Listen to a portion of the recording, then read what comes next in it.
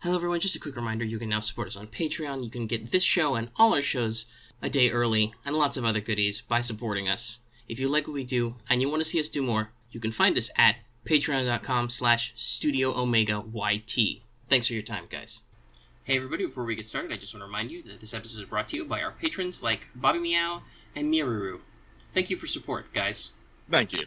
喜べ少年 Daylight come on, come Mr. Tallyman, tally me banana. Daylight come and me one home. It's 6 foot, 7 foot, 8 foot. Oh my god, with the knee! He's broken in half! 10 out of 10, did not expect. That's right, I went there. So hello everyone, welcome back to Let's Talk FGO. That sound wave is huge in Audacity. Hopefully, everything will be okay. Or everybody's dead. Everybody is just dead. I am one of your hosts. I'm dead for a variety of reasons. I am one of your hosts. I will be your designated straight edge Omega. With me, as always, is the bartender getting high off his own supply, Lucky. This is accurate. And today, we have a guest, professional lounge rock, the voice of Saint Quartz. And I'm just here to drink my problems away. This is how we adult. But I hope everyone is enjoying Fate Grand Order, aka Bullying Bananas Brings Beautiful Bounty. And while we are here to bring you the latest FGO news and memes of the week, we gotta say that we will be talking about current and future events for both JP and EN versions of the game. So anyone not wanting spoilers, just go be golden. Fair warning, there's gonna be a lot of golden, or possibly gold. I personally like golden. Yeah, we're gonna say golden a lot of ways, with a lot of emphasis. Ain't that just gold? Ooh, I like how voice top percent. He's just a voice. He's pretty good at it. Yeah, he should be. All right. So yes, first of all, as we said last week, we've got voice back. That's good. We'll probably talk to him in a second. Right. Let's move through where the fuck is Ron real quick. Apparently being blindsided by anthropomorphized Star Wars starships. This is his fault because he started playing Star Wars Go instead of FGO. It is his. Well, at least it rhymes. Yeah, I'm a little insulted that he decided to pick up another gacha game and not one that we're actually playing, like Girls Frontline or FGO. I played Galaxy of Heroes, but it's not really that entertaining. Yeah, it doesn't have nearly as many waifus. Well, I mean, it's got X-Wings, but there's a classic Star Wars fandom joke. It doesn't have the TIE Hunter though, so I can't say it's perfect. By the way, just to let everyone know, Omega is a big Star Wars. Don't get him started. Yeah, I'm a big Star Wars nerd in general, but do be careful about the ships. I do play X-Wing. I make videos about it. Yeah, if you couldn't tell from the massive video catalog they have on their channel. Yeah, all me. Anyway, we're not here to talk about that yet. Though, there will eventually be a Saber Wars rerun. We can get some Star Wars jokes in. Maybe someday they'll announce Saber Wars 2. Maybe they'll announce Cyber Wars. Don't know what that is yet. Very lucky that talking about the drinking game, when we do not do English good, is not on there. Because I don't want to kill anyone. I'm just gonna drink to it anyway. Cheers, Quartz. By the way, I'm not kidding when I said I was the designated straight edge. If you hear me drink, it's water. Alright, let's check in with everybody's favorite Kohai before shit gets too fucked up. Senpai, 起きてください. That's right, it's time for Wake the Fuck Up Senpai, our regular segment for pro tips. This actually was started by a discussion on our Discord, but I think it's a good pro tip to have in general. You should always level at least one to 2 star servant so you can keep your costs down in a pinch. We've recommended several over the months. Hans, Leonidas, St. George, aka Georgios, Mozart, etc. And also specifically the Discord community has been recommending Matahari lately, presumably for... Is it because of them boobies? I love me some nice bobs. I'm assuming it's because she has useful skills somehow. I don't know. Something to do with charm, probably. Oh yeah, charm is the best skill in the game, bruh. Well, I don't know about that. I've played through some Safeno interludes lately. But which you can watch on our channel. Oh, by the way, we actually have a patron live listening as we're doing this. So Burn says it's about that 60% defense down. It's useful. All right. Let's do records from the throne real quick. I'll throw mine out there, which is that I literally just rolled Siegfried on a ticket, like, just before the show started. Probably, like, 10 minutes ago now. Got a ticket out of doing the event. Threw it. Got a gold. No fanfare, by the way. It was just a gold card. It was a saber. It was Siegfried. I was surprised. He's gonna be stuck at level 1 for a while. I'm a busy man. Yep. So, Now I'm gonna take the spotlight here. So everyone sit down for a story time with Lucky. Story time! Yay! Yay! So, like, I can't remember. Like, it was way back before. I want to say way back, but it was like within the last month. Me and Omega have been talking about Rashomon and like, SSRs and limiteds and being spooked. And I told him flat out, it's like, watch, I'm gonna get spooked when I roll for Shuten-doji. Oh, this is this specific story. Yeah. So we go on. So event opens up. I'm out working. It's middle of the night. I'm at a construction site, screaming at the top of my lungs, "Ravioli, ravioli! Give me the lewd oni!" I actually did it. Oh my god. What a weeb. I don't care. I wanted the fucking oni. I got through all my tickets. I had 18 tickets. I got through my first 10 roll. I pulled surprisingly Vlad.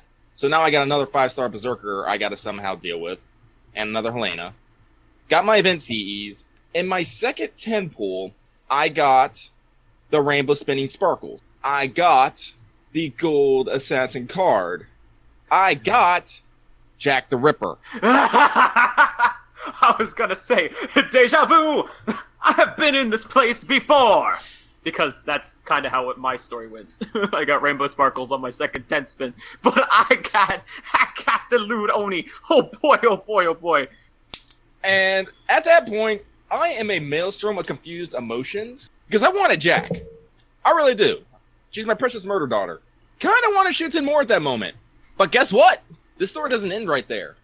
Oh, bum, bum, bum! So, yesterday I finally got paid. And I'm basically, like, staring at my bank account being all like, how much can I throw at this game right now and still be considered a responsible adult? The answer was, I pay my prostitute to come to me? Pretty much. So, the answer was none. I really couldn't afford it. But if there's one thing I've learned about playing FGO is I only get my waifus when I basically throw it all out on the line. So I did. I put down another $80. I can't remember how much it was, like 140? Yeah, it's like 140 quartz.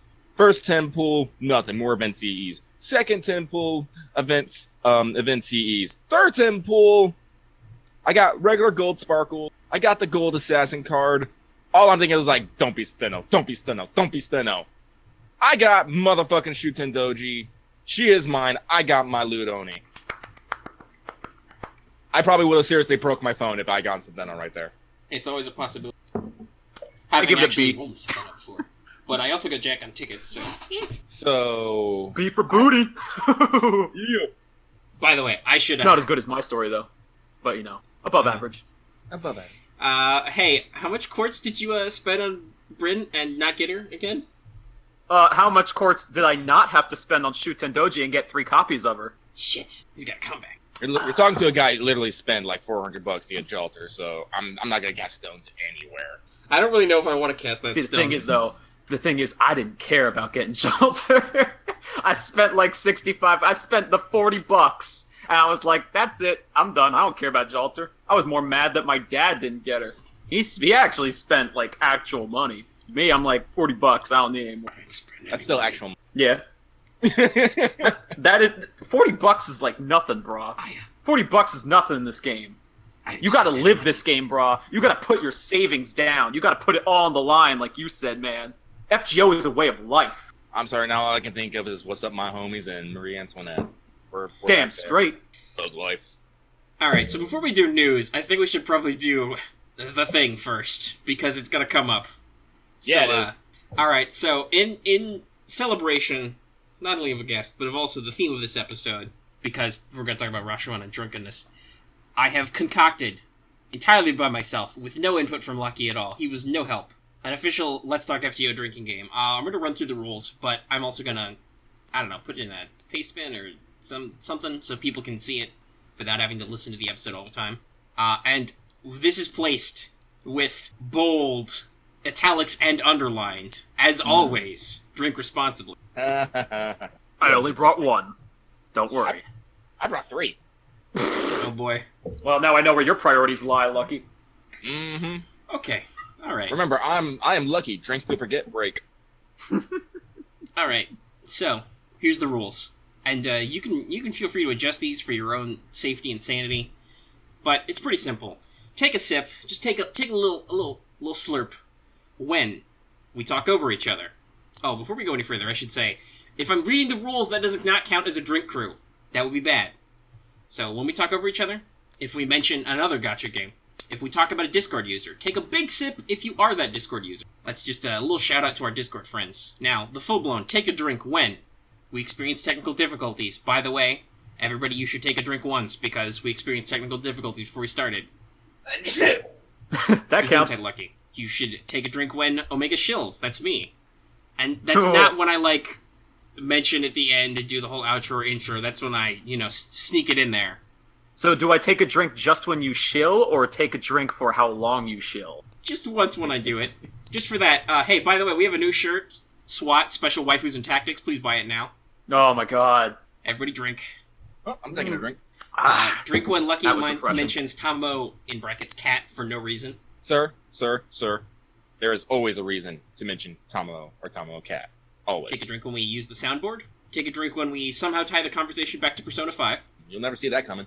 I don't think that counts. Take a drink every time the police are mentioned. This includes any siren noises and or references to going to jail. And take a drink every time witchcraft is used as a euphemism. And of course, the big kicker, for everybody, finish your drink if we have a guest. Uh-oh, Spaghetti-O. Well, let me down this bottle real quick. Go. By the way, go. If it weren't for the way better banana joke, I totally would have said the intro to this show should be shots. Sorry, I just had to open my second drink. This is why I said Lucky was the bartender getting high on his own supply. Which is funny, because I actually was a bartender for 2 years. Well, yeah, that reference there is, that's I believe that's when that's the first job you ever mentioned you having when we met, so yeah. That's the first thing I remember you doing. But alright, let's move into news. Let's see. Should I save that for before or after? Nah, it's fine. We'll just jump into Skelograms real quick. Alright, North American news. This is actually specifically North American, so there was, I wrote this as there will be, but there was, because it happened already, a FGO Localization panel at ACEN 2018 on today, the day we're recording, 5/19, with everybody's favorite hamster, Albert. Here are some highlights. As far as we can tell, there was no quartz. Albert, you stingy gentleman. Slipping. Quote-unquote, do not worry about the Camelot SSRs in the first anniversary paid gacha. They will probably be there. Never commits to anything. I mean, it's not like he has direct control over it, so it's probably a good idea not to commit. But at the very least, official word is, don't worry. So apparently somebody quoted to him that Japan got a lot more apples at this stage, and he says he will bring up the issue at the next time he talks to the actual Japanese overlords, who are, in fact, our overlords. Guys. I'm sorry. Guys, don't worry. Next time I'll bring you the fucking tree. Every time I think about, him going to talking, to the Japanese overlords, I just can't help but imagine just, a big boardroom of, Japanese directors just staring angrily down at him. Here's a whole orchard, guys! Right from the forest! By the way, I pictured Sele, Evangelion. Oh, yes. Big black monoliths. Yeah. Actually, that suits a lot better. I like that. Mm-hmm. That's my headcanon now. Maybe somebody will make a Photoshop of that. If you see translation errors, screen cap them and send them to support so they know what to fix. So if you see any grammatical problems or something, pass it on. That's how you get those actually fixed. Not complaining about them on the internet, oddly enough. And in case you're still asking that question... Gendo Ikari, and he has his own plans. In case you're still asking this question, we're not skipping CCC. It comes out every panel. Sakura! You just give me my Sakura faces, please. I need me that lewd nun.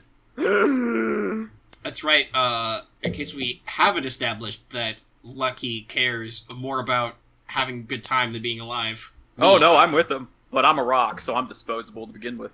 Lucky, on the other hand, good luck with that! Apparently Hans disapproves, as relayed to me by Burn Senpai. Hans does disapprove. I don't know if that'll come out, though. Possibly there will be some My Room lines. Anyway, Apparently, he is pushing for in-fight subtitles for some later chapters. Apparently, the Chinese servers have this, so hopefully, because isn't that because like there's in-battle dialogue at times, basically? Yeah. So hopefully that gets. It's apparently not an original feature, so that seems like if they have it already coded for somebody else, they can give it to us. Because no, Japan, we do not all speak Moonspeak. Not to mention, it is on a phone. That's not like that's perfect audio quality either. Quality of life updates are all soon, TM. Trademark. This includes animations and to be non-specific. Yeah, the larger amounts of free quartz when you pay. Oh. So, in case you don't know, in other servers like Japan, they get more bonus quartz when they buy quartz. The paid quartz amount stays the same, so there's no legal trouble, but the bonus quartz you get is higher. There were some concerns about that before, I think, but if it's soon officially, that means that, yeah, okay, hopefully it's soon. That's good, because that's always great when you're buying for anything other than a paid gacha. Mm-hmm. There are no news about alterations to the summer banners, so this takes a little explaining. Apparently, the rerun in Japan that happened the next year had rotating SRs, and our version of Saber Wars had daily rotations on which SRs were on rate up, but it is unknown if our first set of summers will rotate SRs. That probably depends on what version of the code we get. I kind of hope it does, because I'm basically only rolling for Summer Mordred, like, period. Like, I'll appreciate the other ones, but I have one I need, and I will feel bad if I do not get. So, if they could do a solo raid up there, that'd be okay, because, if it's 3 on raid up, that means you have a very small chance of rolling your individual SR. Technically, I think it's a less chance than rolling the SSR on raid up, if it's, like, split multiple ways. I guess it's not so bad. I mean, it's not terrible. Like, all the summer servants are super limited, and, you know, they're nice. It's just, if you have a particular desire, like me, a verily mighty need, then yeah, that could be a big deal. Otherwise, you know, there's always next year. If you don't have a particular need and you just want everybody, well then shoot! You're going to be spending a lot of quartz if you don't get who you want right away, because you'd be like, hey, not everybody's on rate up at the same time. I want to kill myself. Yeah. I'm probably going to be in that boat. Well, yeah, let's see. You have a problem because, what is it? Man, what is the split in the first summer? I know the SRs are between Tamamo Lancer and Archer Artoria as the 2 SSRs. Those are in different gachas, so watch out for that. But yeah. Tamamo's banner is Tamamo, Kiyohi, Mordred, and Anne. And Squirtoria's banner is, of course, Squirty Squirt, Dragon Bully Ruler Martha, and what's up, my homies? Beach Homies Edition. Yeah, so that could be a rough split for a lot of people. I want, personally, I want Tamamo Lancer, Kiyohime, and Martha, minimum. Oh, well, too bad for you. Yeah, I know, right? Me, I got one preferred, though obviously I'm sure Summer Mordred would be happy if I came back with Quartz later and rolled a Summer Father. But listen, there's fathers have not been forthcoming, despite my best efforts. Summer Chichirue. Also, just now here's some gossip parts. Apparently Albert's only level 112. Ha! What a noob. Real talk though, I'm kind of surprised. Apparently, this is just the story that isn't related to me. There's no, like, recording of the panel or anything. But supposedly Albert ran a promo during the event, Bully the Banana. He let people play using his account to try and run the 3BP, and whoever did the most damage got $100 worth of quartz. Whoa, big spender. This is just what is reported to me. So, yeah, that's interesting, if true. Seems fun. It's a fun concept. Seems interactive with the audience. As always, I personally am not a huge fan of temporal events because I've maybe lived in remote suburbs and rurals most of my adult life, so it kind of sucks a little bit. But anyway, I'd much prefer to get my 10 quartz at home rather than hear that some guys did something cool for $100 worth of quartz. Just saying. Alright, and Japan's one bit of news, as far as I can tell, besides the fact that the Kagetsukan event finished.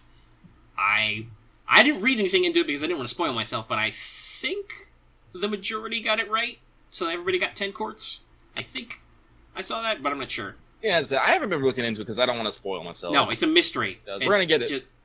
We're going to get it in a couple years, we don't pay any attention. Yeah. What are we talking about, guys? Things and stuff. Oh. Alright, but, Are we talking about Gouda Gouda? now we are. We're about to. Yeah, Japan let's talk about Gouda Gouda! Got a surprise rerun of Gouda Gouda Meiji Ishin. I don't know if I wrote that right. It's going from 518 to 530. Good job there, man. And basically our bullet points, step 1, I wrote this as Lucky did not know Cha-Cha was a thing. Oh. And then I had to immediately rebuttal. Correction, Lucky knew that Cha-Cha existed. Lucky did not know that Cha-Cha was a precious snowdrop. Ow.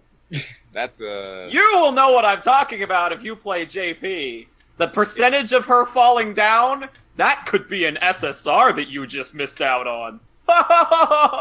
Remember that meme? That was something people actually believed, by the way. There's apparently a 1% chance of her falling down with her animation of doing the laughing. And I think we're like, oh, I just missed out on an SSR. Because that's totally how statistics works, guys. Definitely. Never mind that I got an A in that class. Also, no, that's not how probability and statistics works. That was one of my honors courses in college. No, that's not how that works. It's 1% every time, guys. We've been over this. Anyway, the rate-up appears to basically be the same. 5-star Hijikata is on rate-up all the time, with 4-star Emiya, Helena, and Edison on rolling rate-ups daily. Gotta be honest, that doesn't seem like too interesting of a banner. I mean, okay, I don't have a Helena, if you're so not into Shinsen Gumida! You know. Yeah, obviously the limit is the pull. I suppose it could be worse. Technically, the only thing on rate up in Shuten's banner right now in the US is Shuten, and then some event CEs, so that's a real dice roll as to what you're getting out of it. Well, I guess we might as well go into our Rashomon initial thoughts here. From that, because I was able to max out the Tomo CE from Shuten, so I am very happy. You lucky bastard! That's what I wanted! Instead I just got, 3 Shuten. Ugh! Ugh! And 2 Fran. Ugh! Literal ugh! Yeah. Well, you don't say it cute enough. Make it cute. That was actually pretty cute. That's sexual. What are we doing, efforts? I mean, that's literally what she sounds like. I can't get any closer, dude. Somebody clip that. Clip that out for posterity. I could do that, but I'm not gonna. Honestly, that would be super easy. I'm pretty sure that's exactly what she sounds like when you're actually having sex with her. Maybe she screams a lot more like, ah! I miss that scream. Hey, does anyone want to know how I've been doing in this banner? I probably should have said that maybe when we were doing All the World's Evil.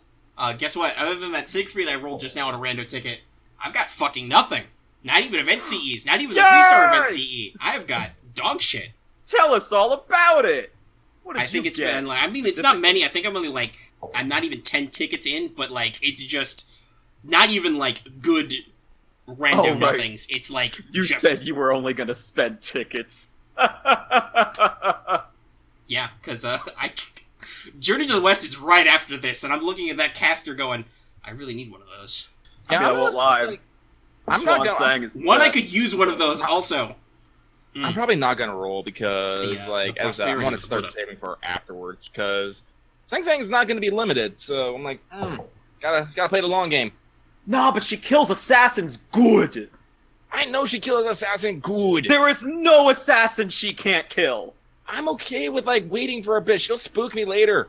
They always spook me later. That is a fallacy, Lucky, and you know it. I'm sorry. I don't get. Also, for me, that doesn't work. I don't get spooked later. Exactly. I agree. I still have I still don't have a gold caster, and I've been. Man, I wish I had Karna. If only Karna spooked me.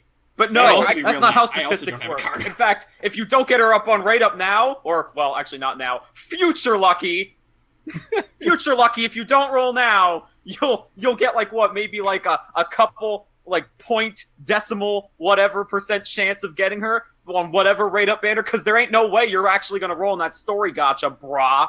I don't know. It's well, there's other things I want in the story gotcha, so it's possible. Okay. Have fun with that divided 1% that is equal for every single SSR, which is only getting bigger, by the way. Yeah, that's the big trouble. But... And that includes all the story-locked SSRs. Heck. So if you want that that sweet 0.775% or whatever it is for Swansang now, instead of whatever, maybe 0.1%, that it's actually going to be for Swansang specifically. You better roll on that banner, Lucky. Throw some tickets at it. Maybe you'll be better off than Omega is right now. Maybe. We had this discussion about how she says her name, and I've completely forgotten it. You just gotta believe in love and friendship. What are we, My Little Pony now? Yes. I was gonna say, should we believe in the Heavenly Buddha? Yes, you absolutely should. That would probably be more. Meditate and unlock your third eye. Seek your 9, 8 chakras, however many it is, I don't know. Look deep inside yourself. I'll meditate on Buddha's prosperity. Open your hidden lotus. Anyway. Omega, we need to put a line on the drinking game. Anytime we go wildly off tangent, take a drink. Hey man, he started it. That's He was dissing Swansang. Nobody disses Buddha on my watch. Hey. I'm dissing Buddha. Well, see here, Lucky. Let me tell you the 9, 8 ways, however you're wrong, based on every single chakra. I mean, I would do that anyway if I wasn't, taking up too much time as it is already. No, you see, here's the thing. When you come on, we just block out, like, the next 2 hours. Yeah, I probably should have said this at the beginning, but I feel like after 2 episodes with you, it's implied, hey, we have Voice on. This means it's going to be a long show, guys. Yeah, and now honestly, Voice don't has seem to alcohol. Voice has alcohol. Lucky has alcohol. I'm stuck with these 2 guys now, with their chisels and their back talk. Yeah? Might as well drink this problem away. Honestly, Welcome to adulting. I'm also really good at my Swansang is life, brah. Well, there's definitely some life there. Whatever the kids say these days. Hello, kid. Yeah, I don't Hello, think we can say children. we cannot say hello. Someone fellas. get the police. Everyone take a drink. Oh, there it is. That's both a good police call and a drink cue. Everybody drink. Oh, how I love little girls. They make me feel so bad. I mean, they love me. I just put my hands up in the air like I just don't care. Hey, let's talk about They came Rashomon, to guys. me, man. Those three Shuten-dojis, they came to me. Yes, they By did. the way, I'm pretty sure that the thumbnail for this, because I already thought of that before you even mentioned that, was I'm pretty sure we're gonna put our representation of Voice, which is quartz wearing sunglasses, in a corner, and I'm just gonna surround him with Shutens, Yes. like a giant pile. There's gonna be a lot of beer bottles. Yeah. Oh no, there will be words like drinking, drunk, possibly crunk in there.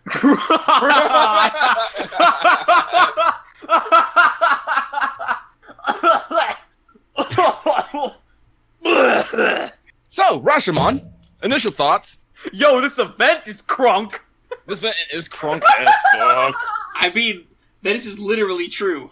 The So- story quest plotline is that there is a fucking drunken fog everywhere, and for some reason, poison immunity from MASH makes us immune to it, but doesn't make MASH immune to it because she doesn't have that skill. How the fuck does this work? I was gonna say. Why? Why did they come up with this dumb plot point? They just wanted a need us to scenario not where die. MASH would rub her boobs all over you. That It is the happens. best With sound effect, by the way. Yes, Squeeze. there is an Mochi mochi, yes, mochi there's mochi. an You can't see it, sound. but I am doing the boob grabbing gesture. honk honk. Honk honk. But seeing Mash drunk Mouth Mash is absolutely good civilization, and you It's a know plus. the marshmallow is adorables, and you must protect her always. I Give also her think, head well, pats, but give she her wants to treats. protect you, possibly Oh, by she'll climbing into definitely bed with you. protect me. Oh yeah, She will shield you, including from allergens and cold from temperatures. everything. I think it's a really good writing that being drunk doesn't necessarily change who MASH is. It just makes her extreme It makes her more affectionate than ever. and much more protect. Makes her much more honest. Also, great line. I didn't catch this the first time, but I caught it when I went back to record it later for the channel. I didn't catch this probably because I was scrolling fast because I'm weird. But when you're in the capital and you're attacked and people are like, "Leave your valuables," MASH is like, "No way, I can't leave Senpai." That made Oh, me that's laugh. perfect. Mm-hmm. I ship it. Ship it good. Also, this event is very golden. Golden. Because Oh, Kentucky is was in that it. my cue to say golden? Because Yeah. that was golden. Well, the way you say golden is very golden. Is this the part where we just say golden for 5 minutes? This Well, drink let's is see. golden. My drink is golden. I'm drinking hard cider. Literally golden. Golden. Golden. Like, Listen, real talk, guys, the joke is that after this- Kentucky loves gold. He is a golden boy. He likes gold. He says gold a lot. His belt The most buckle, golden berserker. it says gold. I'm actually kind of like sad that I didn't roll on his rate up. Because I kind of want him. Actually, he's like I think one of the few. Actually, I think he's the only berserker I don't have now. Hey, Lucky, guess I what? think about it. In a couple months, we get a free version. Who's also And he's really better. fucking good. Yeah, exactly. Yeah, he's good. Right in Yeah, but Kentucky is... He literally mows down enemies with his motorbike going like 1 zillion RPM. Yeah, I know, but if I had him, I would literally have every berserker. True, but I will say this. But do you really need to press more red buttons, Yeah. Lucky? Yeah, What? yeah, I did. What? Yeah, because that's how Life you. life is about more than red buttons, Lucky. Life is about rubbing more berserkers on things. That's golden. That is pretty golden. That is Lucky's philosophy. Hit things until they stop with berserkers. But no, It works pretty good. Whenever I ask people about like good upcoming welfares, everybody is like constantly Ryder Kentucky. Oh yeah, I hear that too. I'm He excited. makes quit golden. So If I was actually that's gonna edit this, I would totally put up a golden counter. Yeah, I don't think this is a good idea to make you edit this. I'll save the audio later when you feel That like would it. not Maybe be we good. can release a special edition, and you can do some editor effects like drink counts and golden counts. But I saw what happens when I lock you in the editing dungeon. It's not pretty. It's not golden. It's not golden. What happened to our one episode is also not golden. But hey, just give me $5 on Patreon, and you too can see the lost episode of Anime Power Hour. And you too can be golden. No, that's By the $10 way- to be a gold patron. By the way, I make a shilling. Everyone take a sip. Oh, that's golden. Yeah, it is. All right. So, So yeah, the event story. What we can see of it so far is pretty good.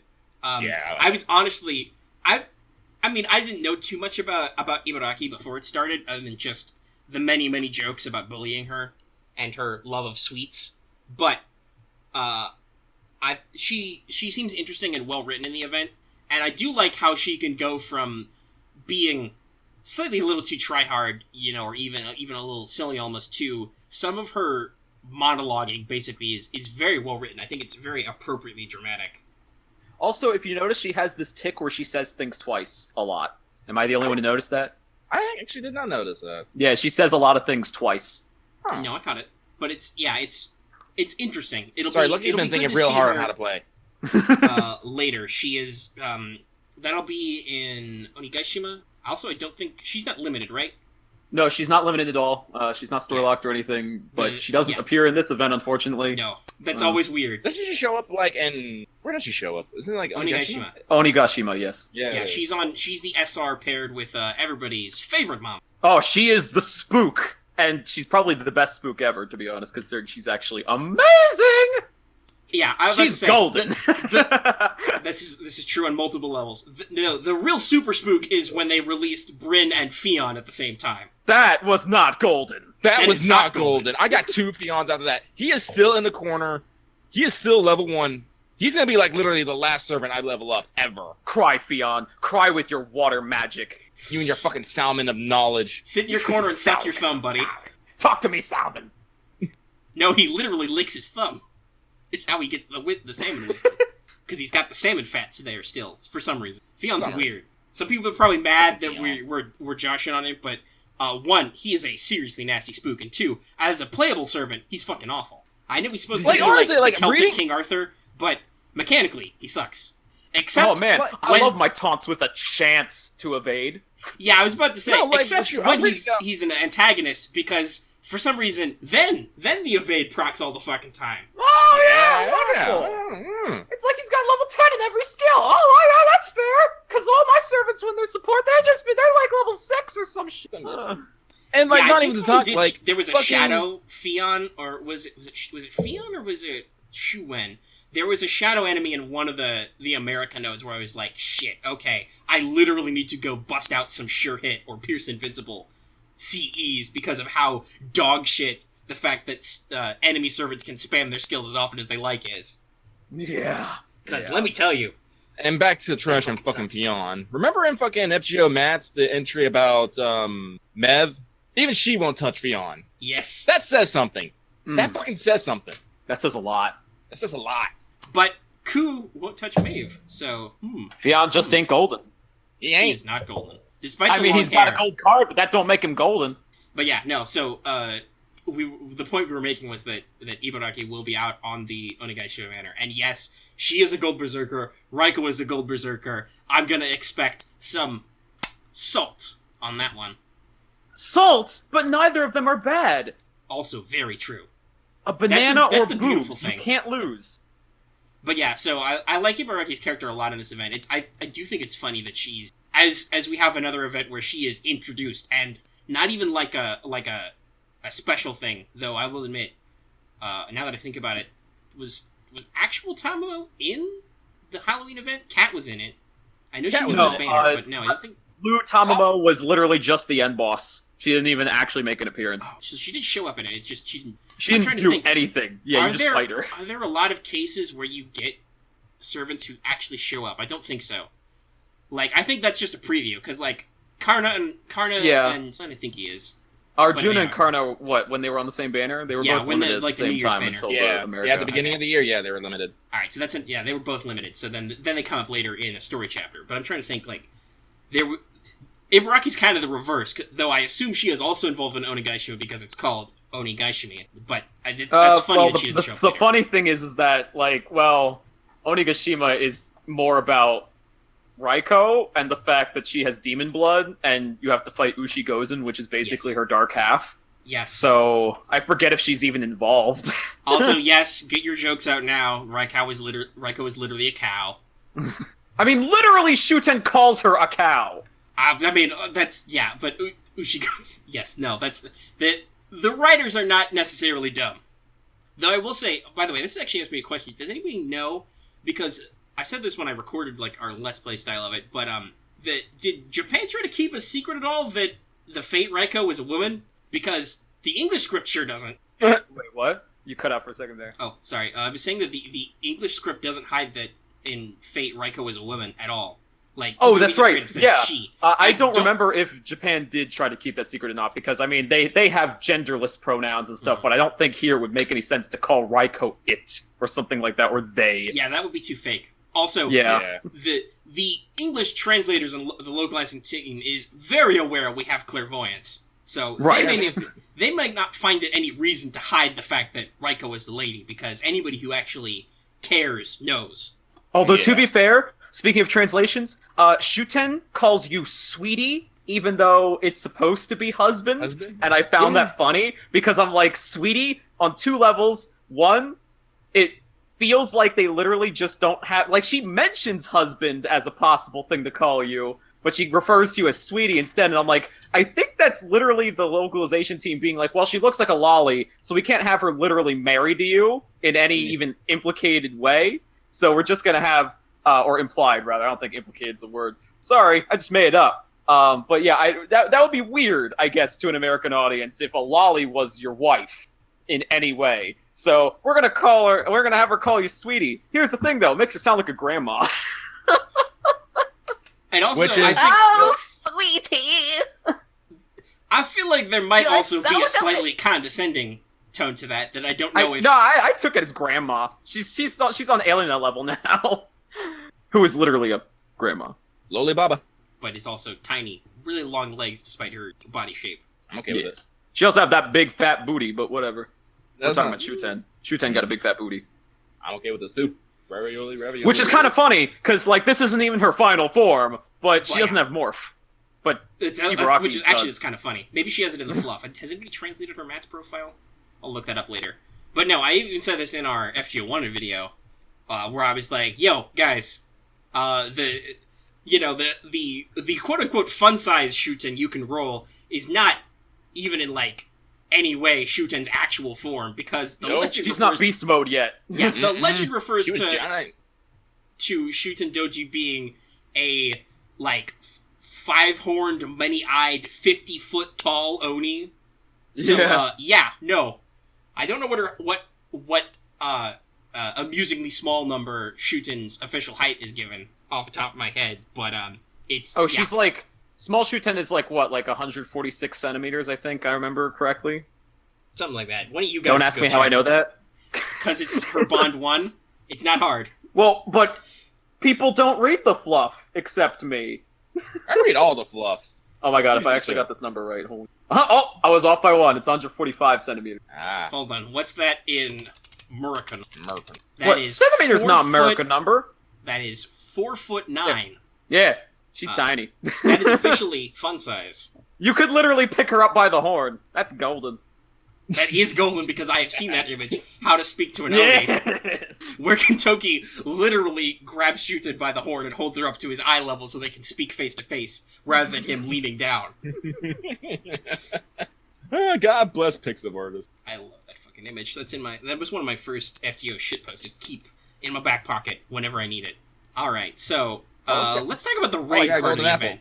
Because that's the big draw. The raid is the big draw. It's the big thing, the challenge we have to overcome. The first raid, as many of our community have said, talking about future raids, they consider Ibaraki to be one of the hardest because people know what the fuck they're doing in future raids, and also future raids may have stepped down their difficulty a little. And also later, I don't know, there might be an incredibly broken servant who makes everything easy who comes out. Well, I'm dead. What? What? Dick Wizard, I had to cough, I'm sorry. Fluffy hair? What? What? Fluff? Did somebody say something about a thick lizard? A thick lizard? Beast 4, what? Whoa. No. Nobody needs to talk about that yet. Oh god, I'm talking about spoilers that nobody understands. I mean, it probably understands. I don't. That's good, because the spoilers I gave are literally so vague, you would not understand them at all unless you get to that chapter. But yeah, no, so... the raid is a big deal. There's been a lot of back and forth on whether or not we were going faster or slower than the original JP event. I'm pretty sure we started slower, but we caught up a little. Yeah, also, this goes back to the point we made in the previous episode of quality versus quantity. We have less players, but we were given more BP, and we have all the data from JP and the strategies for banana bullying. I kind of just figured that this means we just kind of even out in the end. Although, speaking of that, I find it so funny that so many people thought this event was going to be so easy. I remember just before the event, everybody's like getting their teams together, and they're like, "Oh yeah, I'm totally gonna just bitch slap Banana Lolly. It's gonna be so easy." Now I literally can't go a single hour without somebody being like, "Man, I can't even get past 3 million HP." I mean, I don't have that problem because I knew this would be hard. Lucky as. Yeah, I have that problem. Yeah, see? Also, I will say this, our exact HP values might have changed. I have been told that our day 2 was higher, actually had more HP than the original Japan run. This might mean, though, that our future days will be lower because I don't think the total of our HP has changed. So that might mean we have a slightly higher hill to climb, but then it evens out later. I'm kind of hopeful for that. That will hopefully be better. So something I really like about this event is because you only really need to spend BP for the event, it frees up all your AP for taking care of other stuff that you can do at this pretty much at the same time. Like farming bones. Yeah. My part actually, I'm working on the rank up quest because I hate them because they're just nothing but back-to-back battles of nothing and no story or anything. Yeah, Shuten needs lots of bones. That's what I'm dealing with right now. Oh man, it's not fun. I remember. I think that. Yeah, this was earlier today when we had the exchange on Twitter about when do we get bones as the login bonus. And then you told me, "Oh no, it's Dragon Teeth first," and I'm like, "God damn it!" I mean, I can't be upset about that. Teeth has always been my bane. Bones is only occasionally my bane. Yeah. Teeth has always been the god damn it. I don't have enough fucking fangs. Never. Yeah, I have plenty of Artoria faces that need fangs. Yeah. Hell, I think fangs has kept me from leveling up some of Mash's skills all the way because she takes quite a few at some level. And then I realized, crap, she neneeds walnuts. I used all my walnuts on Tamamo. Oh no, you picked the wrong 3 great calamities. Because again, in case you didn't know, that's funny that Tamamo and Shuten-doji are both considered one of the 3 great demons of Kyoto.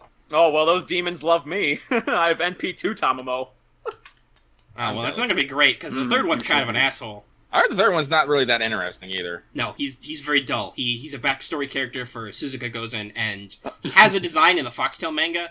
He's super bland. He's just a generic demon bad guy. He's also actually a dude. Bad. Well, then to be fair, it could change. I mean, there have been characters who appeared in other materials, like other anime, who have actually had their designs change. Let's not forget, one great example is Mordred. Mordred was originally supposed to look exactly like Artoria. Also, I'm pretty sure Mordred was intended to actually be male. But I know, but that's going too far. Because, well, I could do you one better. Fake prototype, bitch. Yeah. Also, the thing I was going to do was, I was specifically talking about, like, more obscure background materials. I was going to go cough and say Morgan, because guess what? Morgan had a design before in like a novel tie-in, which is completely different to how she looked when she appeared in the Apocrypha anime. I think the anime is an improvement because one, she actually looks like she's related to Artoria as opposed to looking like almost like a Medea face. Right. But yeah, no, it's, the stuff changes. But yeah, no. Otagamaru has a design in the Foxtail manga, and he looks super boring. I don't even know if he'll show up. But hey, ever. But he could. Comes out in FGO, he'll be turned into a woman. It'll be cool. Oh yeah, I'm sure Suzuka would. Which is actually kind of funny because Tamamo no Mai is actually supposed to be a woman, but so I mean, 1 out of 2 is correct because Shuten's supposed to be a dude, like big gay dude. All about now, every time you see your shipping posts of Shuten X Kintoki, just think about the fact that Shuten was supposed to be a big gay Oni. But then again, there was also no love interest between them in the actual legend. But, there was just a lot of drinking. Lots of drinking. They didn't know it was poisoned. They died. Simple as that. Although the whole battle continuation thing is still legit. Like, Shuten actually did lose that's a part his of head. the legend. Raiko cut off the drunk Shuten's head. The head gets up and would have bitten off Raiko's head, if not for the fact that Raiko was specifically given by a passing god a 7-layer helmet, of which Shuten penetrated 6 out of 7 layers. So in case, by the way, you're one of those people who is invested in the feud between Shuten and Raiko, Raiko's only alive because Raiko cheated.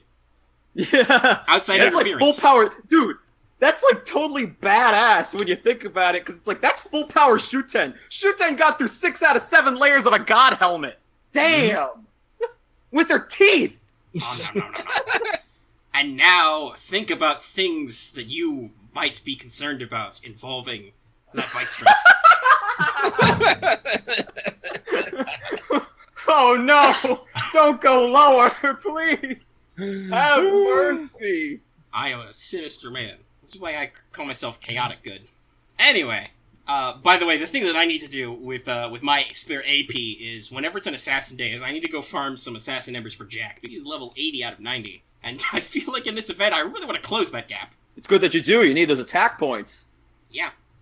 Well, yeah, I don't remember it exactly, but I saw your setup for 3BP earlier, and I'm like, because I'm not doing the 3BP myself yet, because I'm just like, I know I can't do this. Oh no, the 3BP right now, as of this recording, sucks. It's nullified buff, and I hate it. Yeah, I hate it.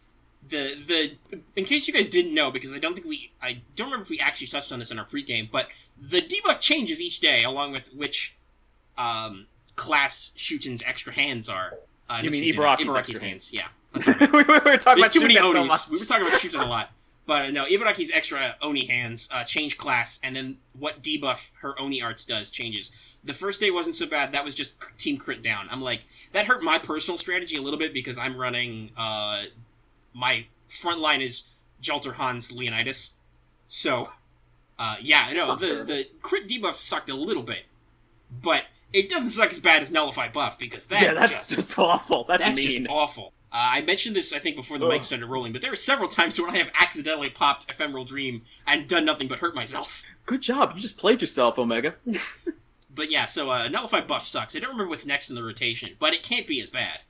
Oh, no. I think I've heard there's like one other. I was watching, there's shout out to Fino Plays, but he was talking about like 2 specific ones that suck, and I think this was one of them. There's another one apparently that sucks really bad. I'm trying to remember what it is. I'm pretty sure there's an NP seal in there that could be bad for certain team comps. Okay, that just sounds bad. Yeah, that's bad. Yeah, that's bad for certain team comps. Hey, by the way, in case you don't know what Mystic codes everybody's been using, I've been using the Atlas Academy uniform for the first time. Debuff Clear, reduce skill cooldown, and 1 turn of invincibility is fucking great, guys. Yeah, I've heard a lot of people use that. Me, I'm just going with good old classic, the OG Chaldea uniform. It's actually working pretty good. That's also another thought I had because of the heal. I've been using the plug suit because sometimes I just want Ibaraki to do nothing for a turn. Just stop. That's also fair. Stop. But yeah, the reason why I haven't done the 3BP, and this comes back to some of our discussion about SSRs earlier, the only gold casters I own are the ones the game's given me for free. So I'm personally lacking in some of the components that are vital to certain setups. Like, I don't have my own, I can't double waver. I can only single waver or single Tommo with the support. And I haven't necessarily, like, super tweaked out. Like, I know we have, listening right now, we have one user in our community who has, like, fully grailed St. George, like, all the way max level. I'm not that far yet. I've put some effort into him, but I haven't, like, fully raised him up. Probably because he hasn't had a rank up yet. That's usually what gets me to get off my ass and level my bronzes. But, oh, no, yeah, like, trust me, as soon as Leonidas' rank up went up, oh, man, I got up to his rank up like my ass was on fire. I'm just like, yes! This is exactly what I needed! Finally, a Buster buff, because I have, like, all arts people. Also, by the way, guys, I don't know if it's come up before, but I've been using Leonidas a lot. He's great. He's fucking amazing. Mm-hmm. His job is to die valiantly. He does it very well. With a really good Buster buff. Yes, he has a team Buster buff, which does pretty good, because as I said before, you know, my primary damage dealer is Jalter, so it's real good. Also, he has decent battle continuation, and then he has a targetable taunt, and then his NP as a taunt also raises his defense. It just gives you crit stars. Hey, everybody loves crit stars. And it's a Buster card, so he can Buster Brave Chain. Because remember when support Busters were a thing? Oh, God. I think that might have been, like, the only one, other than... What, Steno? Yeah. Ew. So that was the only other non-damage Buster card. And, again, as I said, I believe last week, because I was talking about doing her interludes, Steno's NP fucking sucks. It is god-awful. And you can't Buster Brave Chain with her. All quick card. Yeah, no, it's terrible. Oh, Steno, what the fuck? What the fuck was Delightworks thinking when they made you, and when they made you a gold? They were thinking they hated her, and I can agree.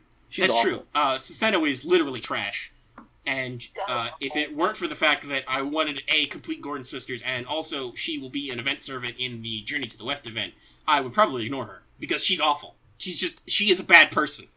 Mm-hmm. She is terrible to Medusa, who I have given several grails to, so you can understand my concern. But anyway, yeah, so I'm missing, I think, some key components. My best stall button is Jean. And I don't see anybody talking about team comps for Jean in this event, and I think I know why, because your primary enemy is a Berserker, which means her primary use of stalling by just absorbing damage doesn't apply. Nope. And quite frankly... I was trying to use Jean for a while, but it was like, no, this doesn't work. Yeah, literally MASH is better.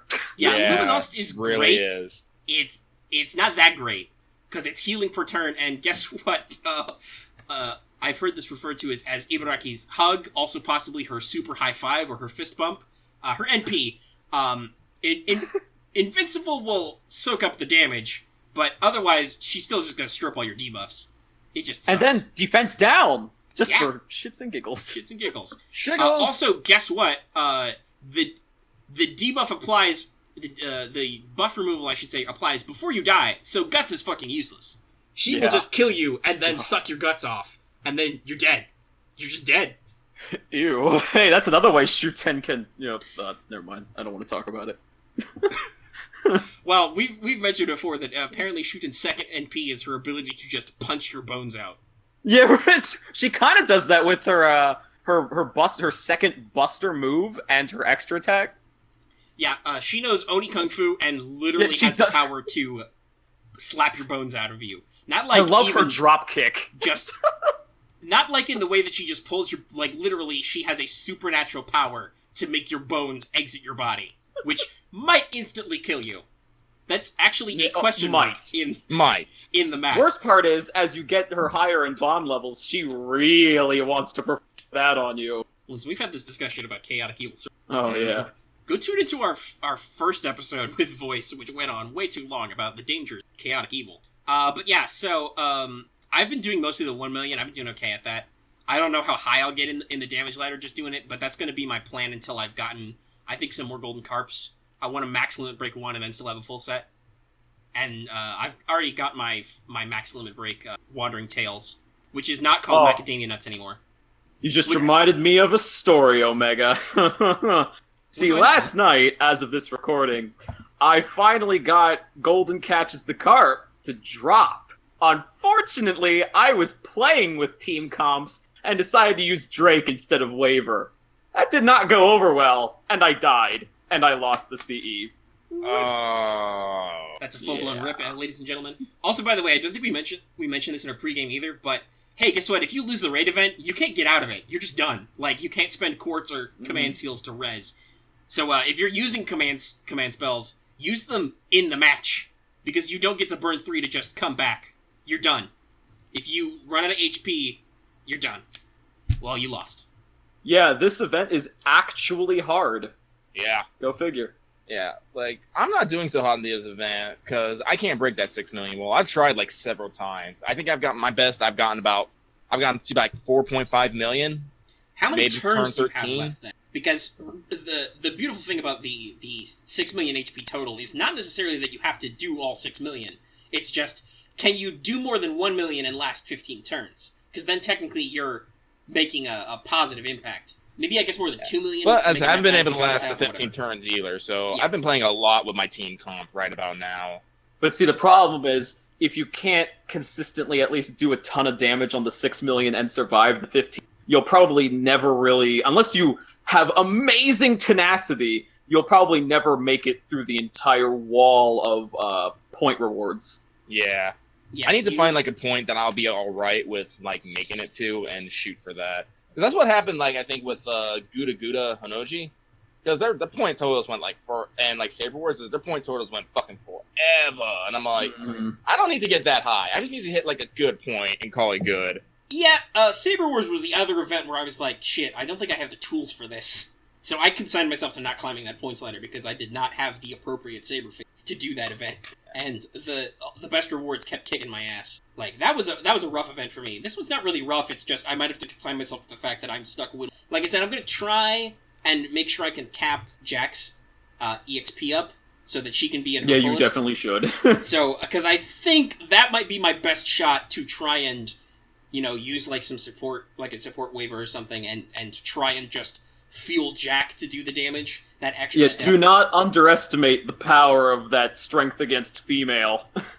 Yeah, I've been using Skahawk as my damage dealer, and she's doing alright, but I think I'm just not getting enough out of her. See, you know what? That was my problem. I started with Skahawk. I started with her, and I was like, alright, she does really good damage. Problem is her NP gain is awful. Yeah, it is. And so she couldn't consistently hit Ibaraki enough to make her dead, basically. So I decided, alright, you know what? Let's try Jack, because Jack also hits hard, but she has way better NP gain. That worked! Yeah, so that's probably what I'm going to do. I'm probably going to switch over to... Because as I said, I just got me a Jack! Oh, there you go! But it's now like I got a sign. It is like a sign. Now I just got to buy all the store XPs. Yeah, I've got a lot shorter to go. I'm at level 80 out of 90. You're at 1 of 90. Mm-hmm. Also, I really need to... That's all, like, it's time to go. It's time to be golden!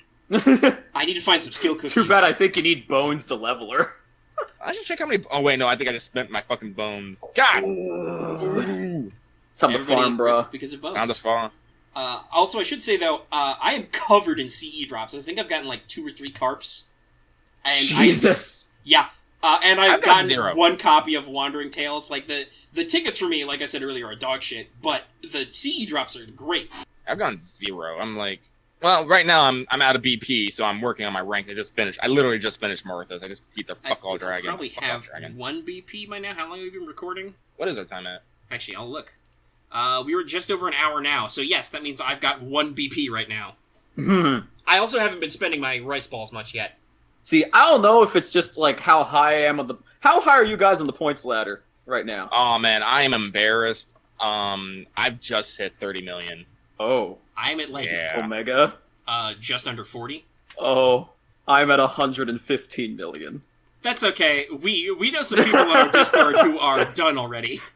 No wonder I have so many rice balls. I was gonna say, like, wow, you guys are waiting for the BP. I haven't had to wait whatsoever. And then I realize I'm like, well, oh, also, I'm much higher than you guys. I could probably be up at least 10 million, probably more, if I actually spent the rice balls as I was getting them, but I've been holding on to them. Right. I might spend them more. That makes sense. That's fine. Especially for this Ibaraki. I gotta be honest.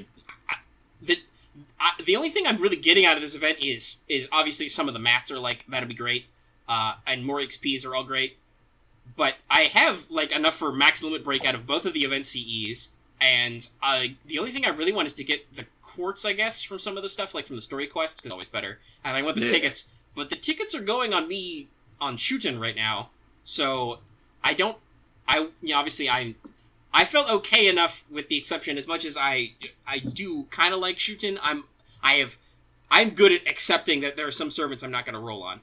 He's got priorities, people.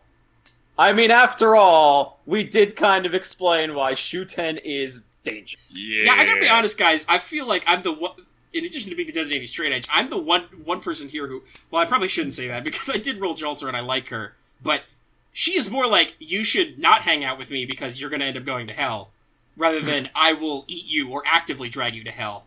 Yeah.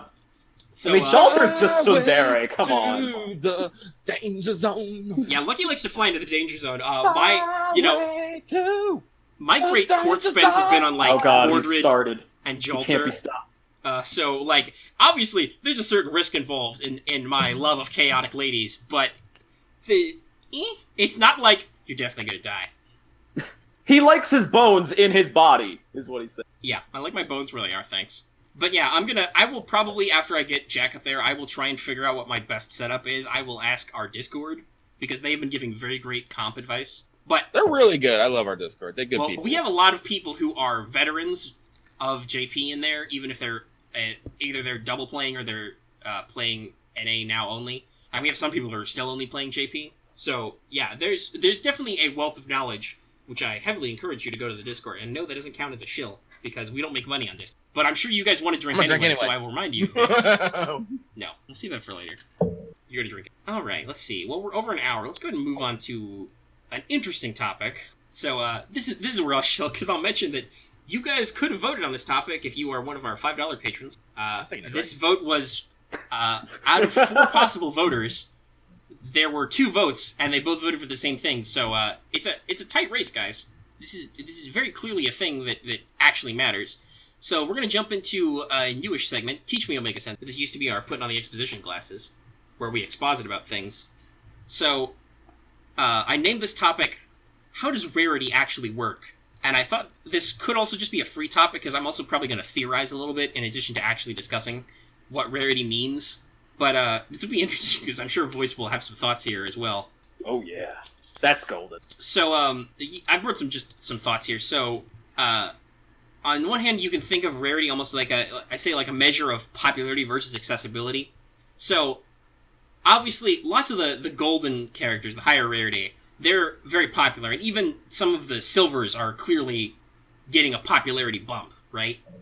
Yeah. Or at the very least, they're minimum because they appear in stories that come up later, because that's, with the exception of an event servant, we have had no new bronzes since the game launched. Yeah, it's like they've kind of forgotten that bronzes even exist unless your name is Paul Bunyan. Mm-hmm. Yeah, I don't... And it might just be that they think they have a appropriate stable of bronzes, because here's the thing about a bronze servant. This is when I talk about accessibility. That is eventually a free NP5.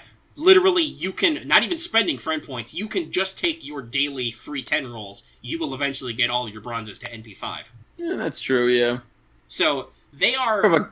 From a mechanic standpoint, that makes sense. From a mechanical standpoint, they are highly accessible, as opposed to SSRs, who could be limited, which means if you miss the window to roll them, and even some SRs are limited, you miss the window to roll them, they're gone. Some are story-locked, which means you have to roll in a specific banner, which is not likely to spit out what you want.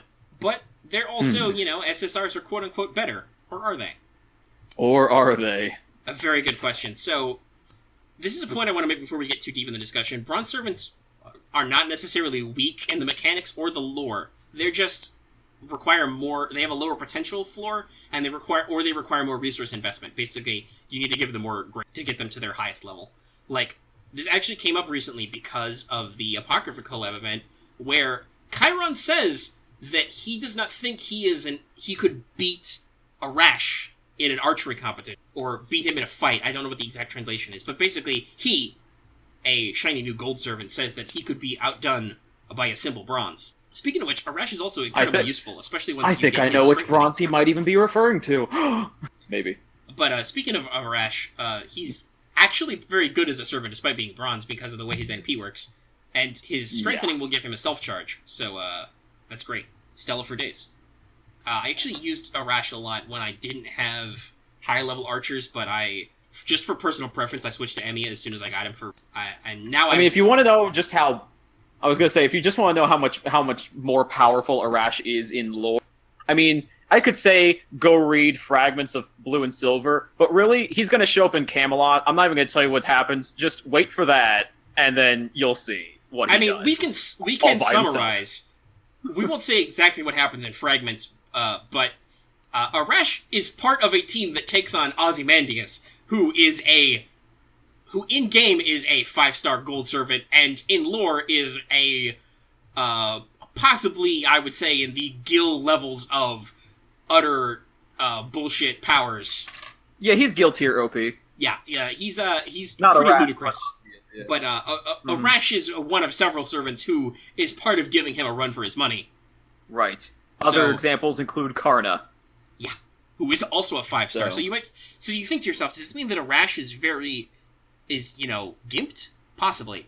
Or it might just be because of his mechanical role, he is a lower rarity, so you can get him and you can use him to farm? Or you could even say, from a lore standpoint, his NP literally kills himself. True. That is one of the worst things you could have for a servant. Accurate. And it is kind of a minus because you know that unless you're gutsing him, you only get one shot of his NP. It's pretty good, but you're only going to be able to use him to do it once. Also, some other servants who have been probably dramatically stepped down. We've mentioned him before as a great bronze to use, St. George. In the original version of Apocrypha, before it became a light novel and then an anime series, it was pitched as like an MMO type game, and there were several servants designed into it. George is one of them. George is real fucking bullshit. Yeah. He has a lot of NPs as a writer, which are like stupid powerful. Like he can just, you know what that thing he says when he says "Thou art a dragon"? That's one of his abilities, where he just makes lots of people, like hundreds of people at a time, dragons, which he can then stab with his anti-dragon sword. And his horse is a special, like, magic horse and stuff. It's real stupid. He's real stupid strong. Which is funny, because, like, you don't even see his horse in the game, nope. So you're thinking to yourself, why is he even a rider? Does it have to do with dragons? And it's like, no, it's because his horse. No, awesome. He has a famous horse. Benkei is another example. It's not really represented in the game, but he has the ability to straight up steal other noble phantasms and use them against people. So, yeah. He's real broken as well. Like, there are several servants who I think have been rotated down in terms of lore, but also, another thing to mention, some gold servants are duds, or suboptimal. There are, many jokes about free mana prisms. We've talked about Fion, we've talked about Setheno at length. They're SRs, but they're both gold servants who are not great. So, being bronze or being gold does not necessarily seem like an inherent value judgment. Lots of bronze servants are very useful, so are many silvers. Some gold servants are not as useful. But this actually, we'll get into this a little in my next bullet point, but this discussion kind of came up when we were comparing, like, why are some of these very famous real people, and even being compared to other famous real people in terms of rarity? Like, what's the reasoning here? I will say bronze servants did have a problem with low skill count, not universally, but many of them. That originally seemed to be kind of the rule. The way bronzes were less effective was they had less skills, but there were some golds who had only 2 skills. But eventually rank ups will balance all that out. Everybody will have their 3rd skill, most of which are usually pretty good. I'm trying to think, are there any real duds in terms of 3rd skill? I'm not sure. Voice hasn't jumped in, so either he can't hear me or he doesn't have any thoughts on that part. Oh, I have no idea. But I was just gonna say, yeah, a lot of the 3rd skills on these on a lot of these bronzes and such, or even some of the silvers, really, or even some of the golds, like, that's the weird. Like, you would think it'd be like, oh yes, it's just the bronzes to it, but then don't forget, characters like Martha and Atalante only started with 2 skills and still only have 2 skills as of this recording, which is BS. Also, I don't know why they were determined. They'd be too broken if they didn't have if they had 3 skills. It'd be too good, I guess. We're making various. I'm sure we're all shrugging, possibly making hand gestures at the screen, faces. And the thing is, a lot of people won't even use these 2 characters, for example. I'm pretty sure there's others, but these 2, for example. Oh yeah, Carmilla's another one. A lot of people won't use these characters because they're like, well, they're golds, but they only have 2 skills. So why would I how good are they really? You know, it's just you gotta wait for that 3rd skill, man. Then you'll understand.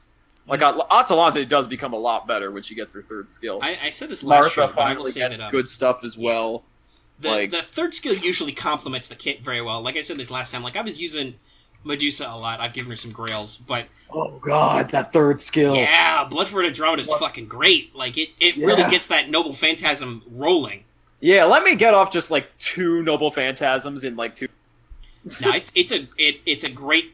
It starts and then it keeps filling, and if you drop an NP, then it's almost alright, let's get back to it. Let's get ready to do it again.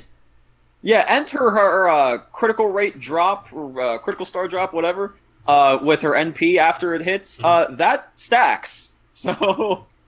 Yeah, no, I didn't feel necessarily like she super needed it before, but it just complements her kit so well. Mm-hmm. That's how a lot of the 3rd skills feel. We were just talking about how Leonidas became way more useful because he got his 3rd skill as a team buster up. Oh god. That was literally the reason to rank him up. Yeah. Mm-hmm. And then there's Boudica, who gets an arts boost for everybody, but I still don't want to use her. How much that actually helps Boudica, I don't know. As much as I like arts, I feel like it does not... That doesn't complement her kit. Yeah, because she doesn't really benefit out of it because she's got a fucking support arts. Yeah. You could say, well, Leonidas has a support buster, but it's but that's buster. So he's doing a lot of damage as opposed to some more damage. Also, what his NP does is really useful because taunt is fucking important, and also it just gives you crit stars with defense buff. Yeah, defense buff and crit stars. Yeah, and I think it's 3 turns of taunt too with his NP, not just 1. It's multiple turns.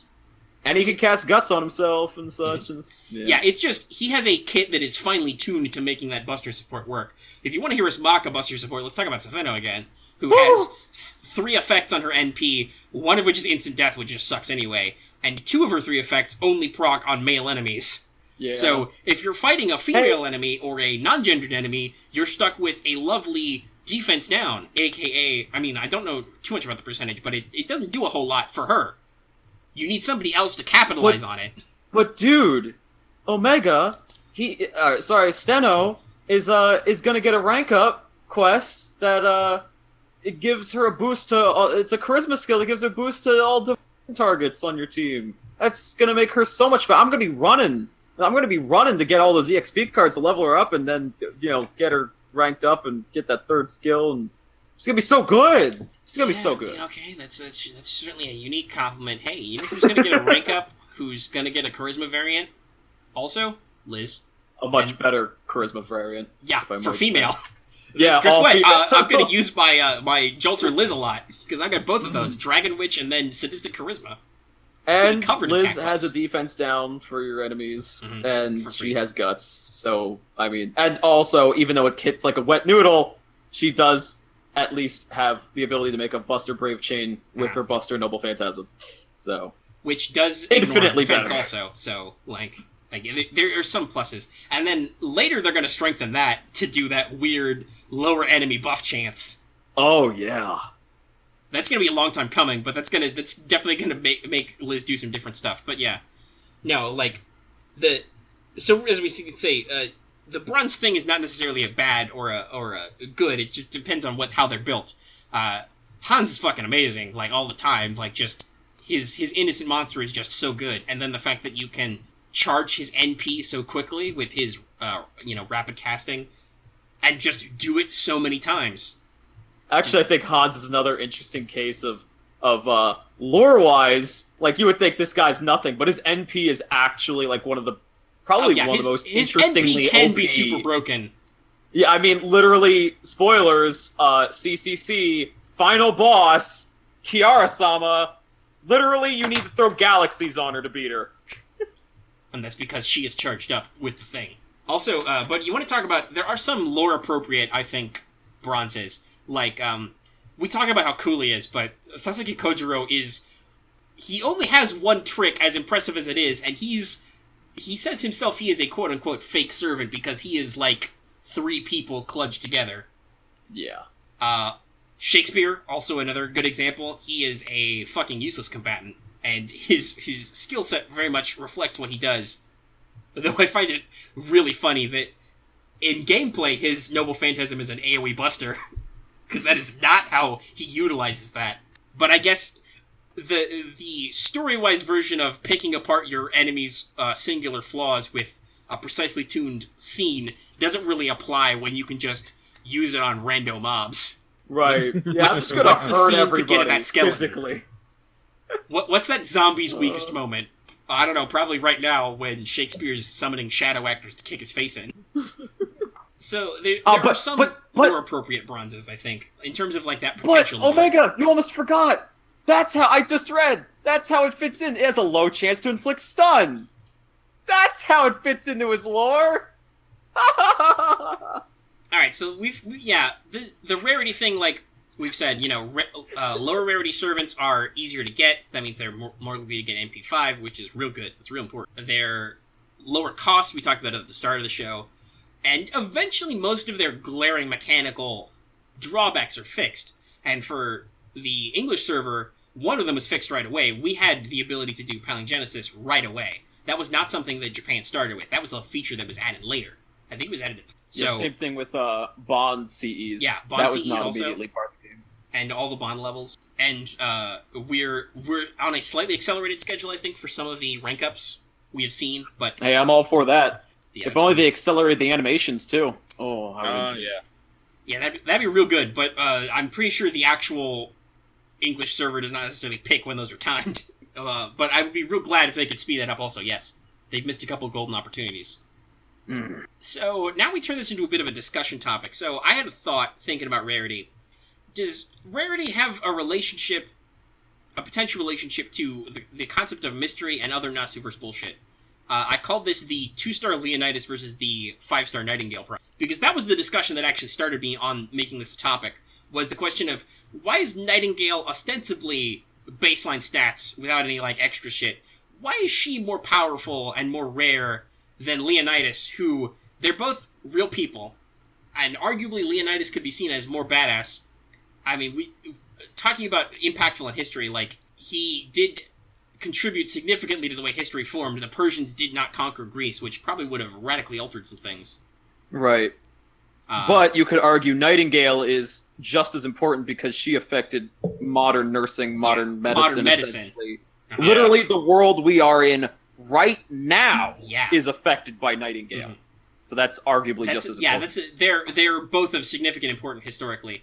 Also, not to speak bad of Leonidas, I personally admire him greatly.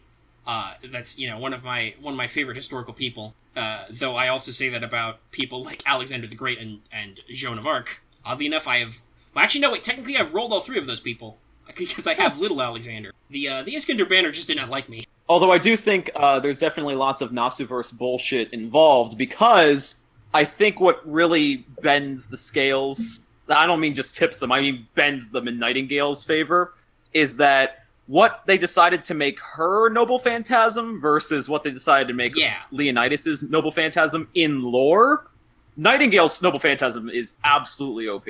Yeah, that was what I was going to bring up. What Nightingale Pledge does is bonkers. She creates a physical safe zone where Noble Phantasms do not work. You cannot reveal their true names. Weapons fall from people's hands. Guns do not fire. Bombs literally do not explode. She creates a zone where harm cannot be inflicted and all forms of harm are repelled. Diseases are cured, injuries heal. It's weirdly powerful. What, as much as cool as it is, what Thermopylae Animatia does is just, it summons 300 phantasmal Spartans who exist to soak up damage. Because that's what I was going to say about Leonidas. And as much before, as I was going to say, before anyone in the comments section if they notice this part and they take any kind of interest in the Nightingale Pledge. Yes, people, of course, immediately wondered, does this affect Aya? Because everyone wonders about Aya, and can Gilgamesh beat it? Whatever it is, if it's Nightingale Pledge, if it's Ramesium Tentris. You know, if it's any of these things that say, oh, your noble phantasm doesn't work here, but does it affect Aya, the most powerful thing in the universe? Sorry. I just had, no, it's fine. I had to let that out. Yeah, no. I mean, that's people always want to mash things together. But I don't know, guys. Do you have an opinion? Do you think it would affect Aya? Do you know if it would affect Aya? I don't know. Real talk. First off, Gilgamesh has to pull out Aya. That is very true. True. I don't. That is because that is a thing he accesses with his other noble phantasm gate of Babylon. So I don't think he could. I don't think he could pull it out. If he's already got it out, I mean, I don't know. It's anti-world. Theoretically, I think that trumps the ranking and classification of Nightingale Pledge. But like honestly, I can't think of a reason of why Gilgamesh would ever bring out Aya against Nightingale. Lore-wise, what Aya does, as dumb as it is not necessarily an attack. Kind of, it's like a weird time-space reversal thing that also happens to just fuck shit up in its vicinity. So, I don't think that's the question people should be asking of Aya versus. I know people want to theorize it because they're. Oh, because people got to compare power levels, man. They're like, literally, Nightingale Gilgamesh. Well, honestly, that's kind of what got us into discussion is the power level. Is Leonidas actually on a different power level? Right. And everyone's put on the goddamn scouters, but like honestly, I don't think that much. I don't think that deep. That's why I've been quiet because I don't think that deeply on it. I think a lot of like SSRs and stuff like really bend into the waifu husbando potential. Yeah, so that's talking about the popularity aspect. We didn't really go too deep, but I do think that some characters got a popularity bump. Like, well, I mean, obviously, Saber Lily is not a good. She is stats-wise, she's barely a good 3-star. She is not a good 4-star, but she's still a 4-star because she was conceptualized as a welfare. Still, he's a free 4-star for signing up for the game. Well, also because here's the thing. Artoria is a 5-star, and there's like literally a bajillion. I'm not even going to argue why Artoria should be a 5-star, not just because she's the main character, but literally she's King Arthur. Well, everyone knows what King Arthur is. That's also always going to come into the equation. Even if we're going into specifically Fate stuff, like, King Arthur's got a lot of tricks. Like, Artoria's covered in noble phantasms because of the broad and multifold legendarium of King Arthur. Like, there's definitely some reason for that, but you're right. So Lily even a Lily form of her, I totally believe at least being like a 4-star because because they did actually tone her down significantly, obviously, because like in the game, like I guess as like significance to that, because not a lot of welfares are nearly as bad as her. In fact, a lot of them are pretty good. So I think it's literally just lore reasons, because I notice a lot of skills are kind of meh for lore reasons. Yeah. So like one term I want to bring up. The Lily thing is not a again. perfect example because for some reason Medea Lily is a higher score than regular. I don't know if that's like is that like a literal rarity thing? Like it is supposed to be metaphysically harder to summon the Lily Medea? I think Lily Medea is a higher rarity because the Medea Lily is the one who traveled on the Argonaut, who took part in that hero's journey. 3-star Medea is after that, where she basically became the Witch of Betrayal. Yeah, I was about to say, also, there's a good point. Theoretically, being evil or being an anti-hero might degrade your ability as a servant. You know what? The worst thing is? I thought you guys were talking about Medusa. Which also has the same problem. The same problem, because that has not come up yet. But yes, there is a quote-unquote Lily Medusa, who is a Lancer who shows up in Babylon. She is also a 4-star. Also, guess what? Both past and future Medusa are stronger than regular Medusa, because Gorgon's a 4-star. But Gorgon is a terrifying monster, and is the only servant who might eat me that I have a weakness for.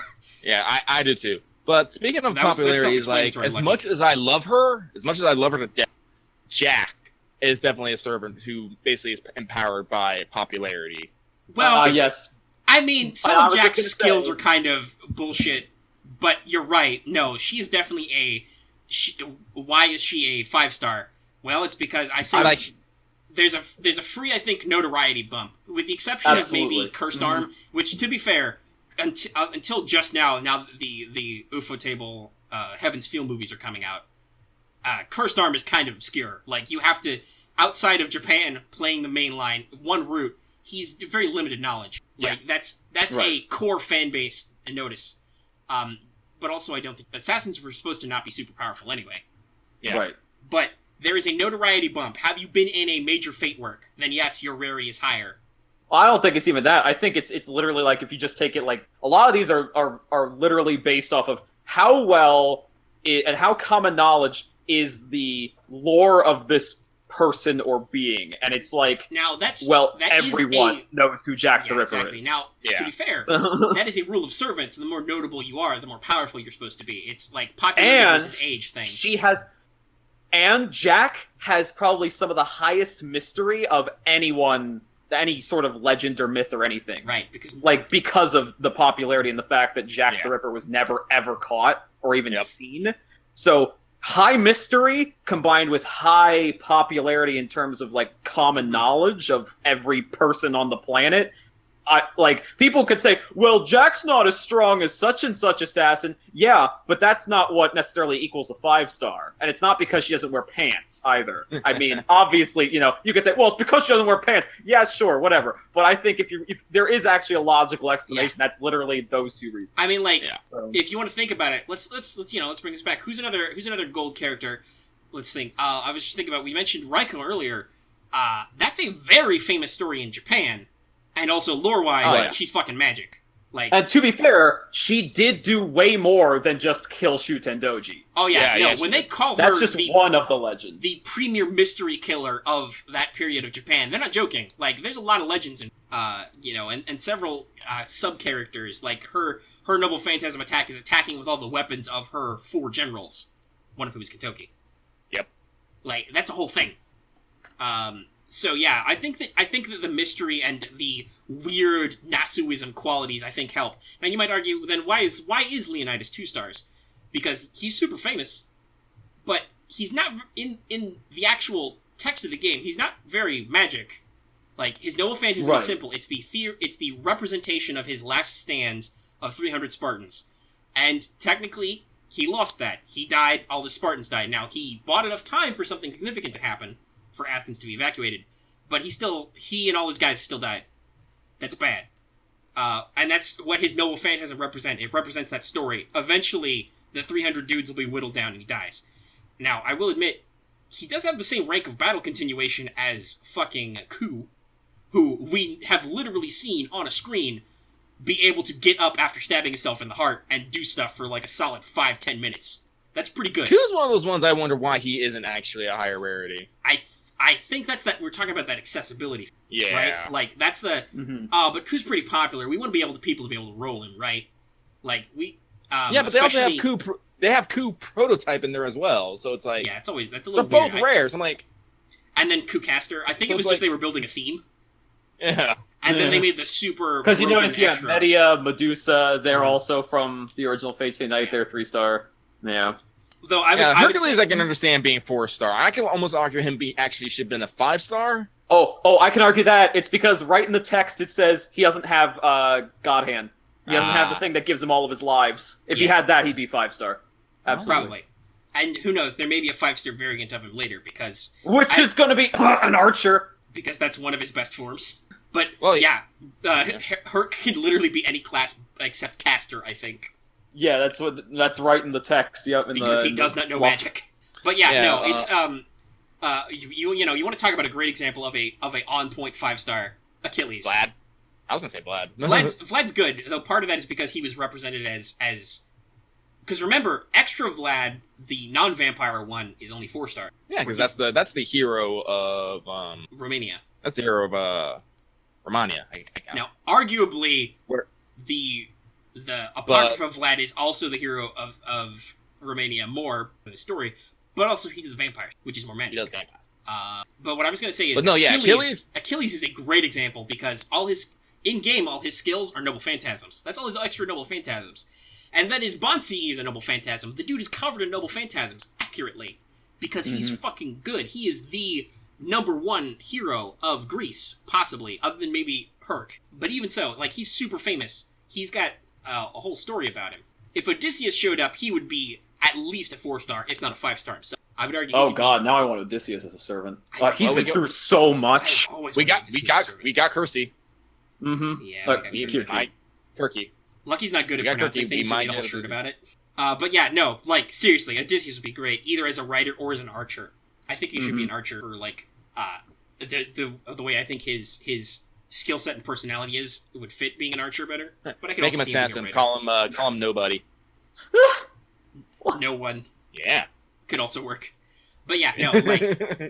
But what I was saying about Leonidas is, there's even his skills, oh my god, he could be like fucking assassin Nudicrous and just have a sheepskin over him. I'm nobody. That would be pretty funny. But yeah, I think some characters, even if they're famous, though, there is a certain amount of favoritism to Nasu and how magic they are. Like, if you're not extra, if you're not being mystery stuff, you're not having magic bullshit powers, you might get a little lower rarity. Because, like, though, saying lore-wise, Leonidas is a little bit bullshit because of what Rearguard's Pride does in lore, which is, it increases his parameters based on how badly outclassed he is.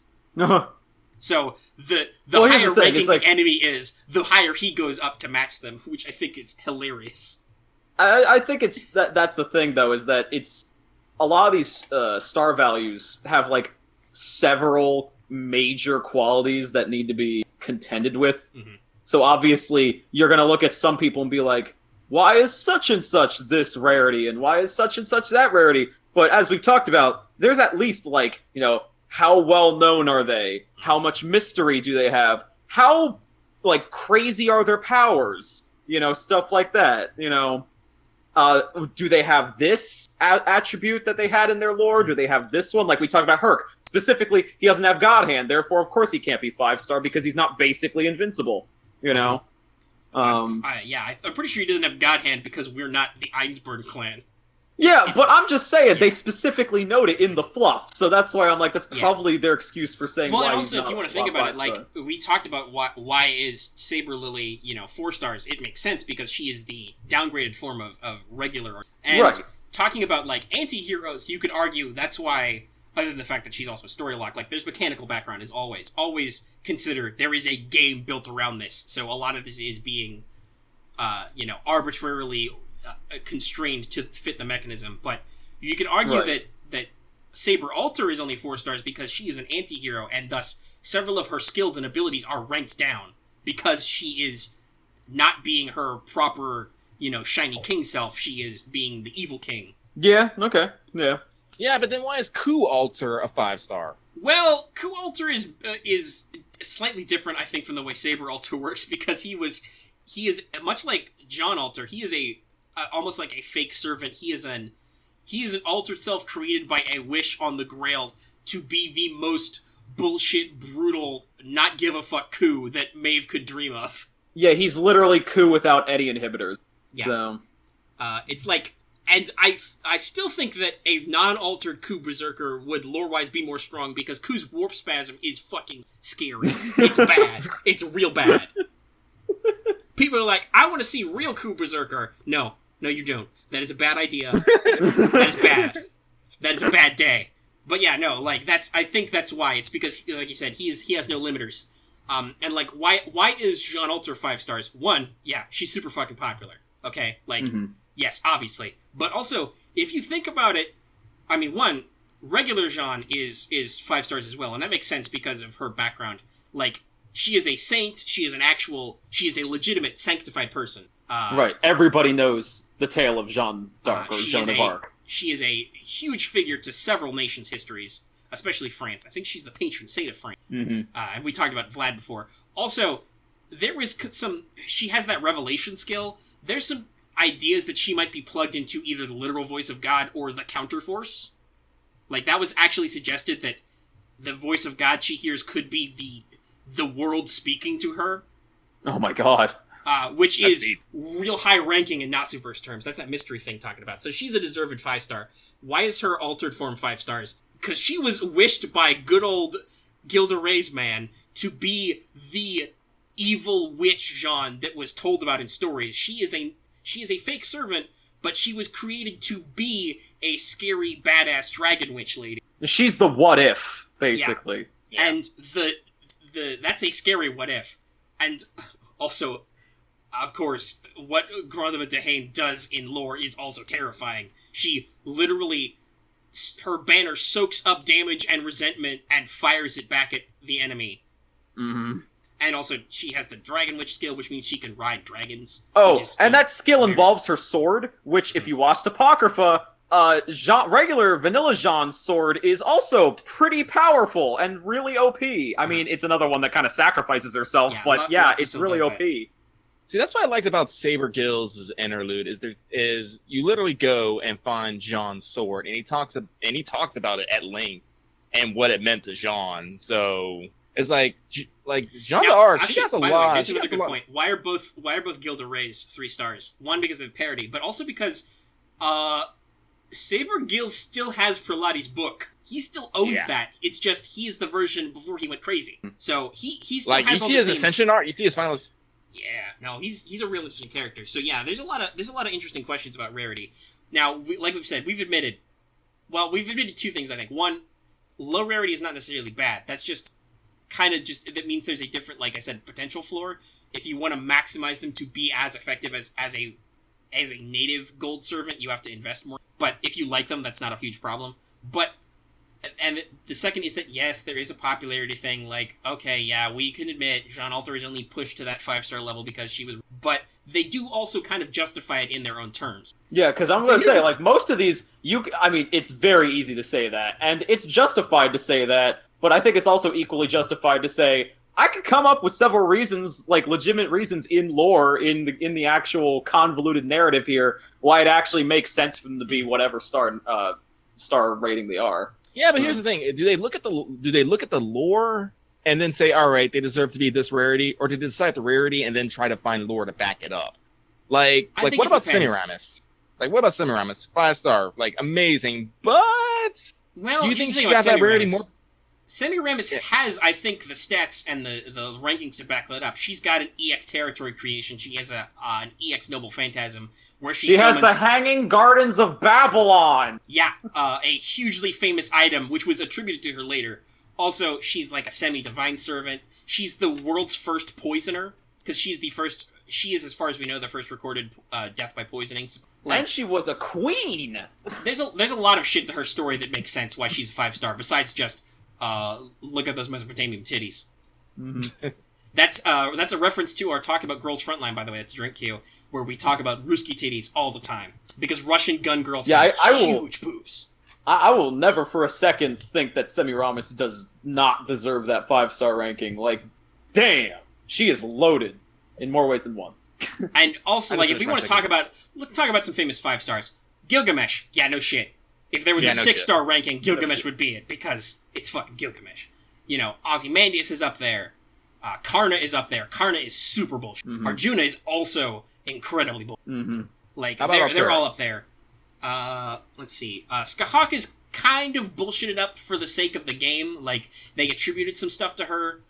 Like, why is Skahawk immortal? It's because, well, there's no actual record in the history or mythology that she died, so...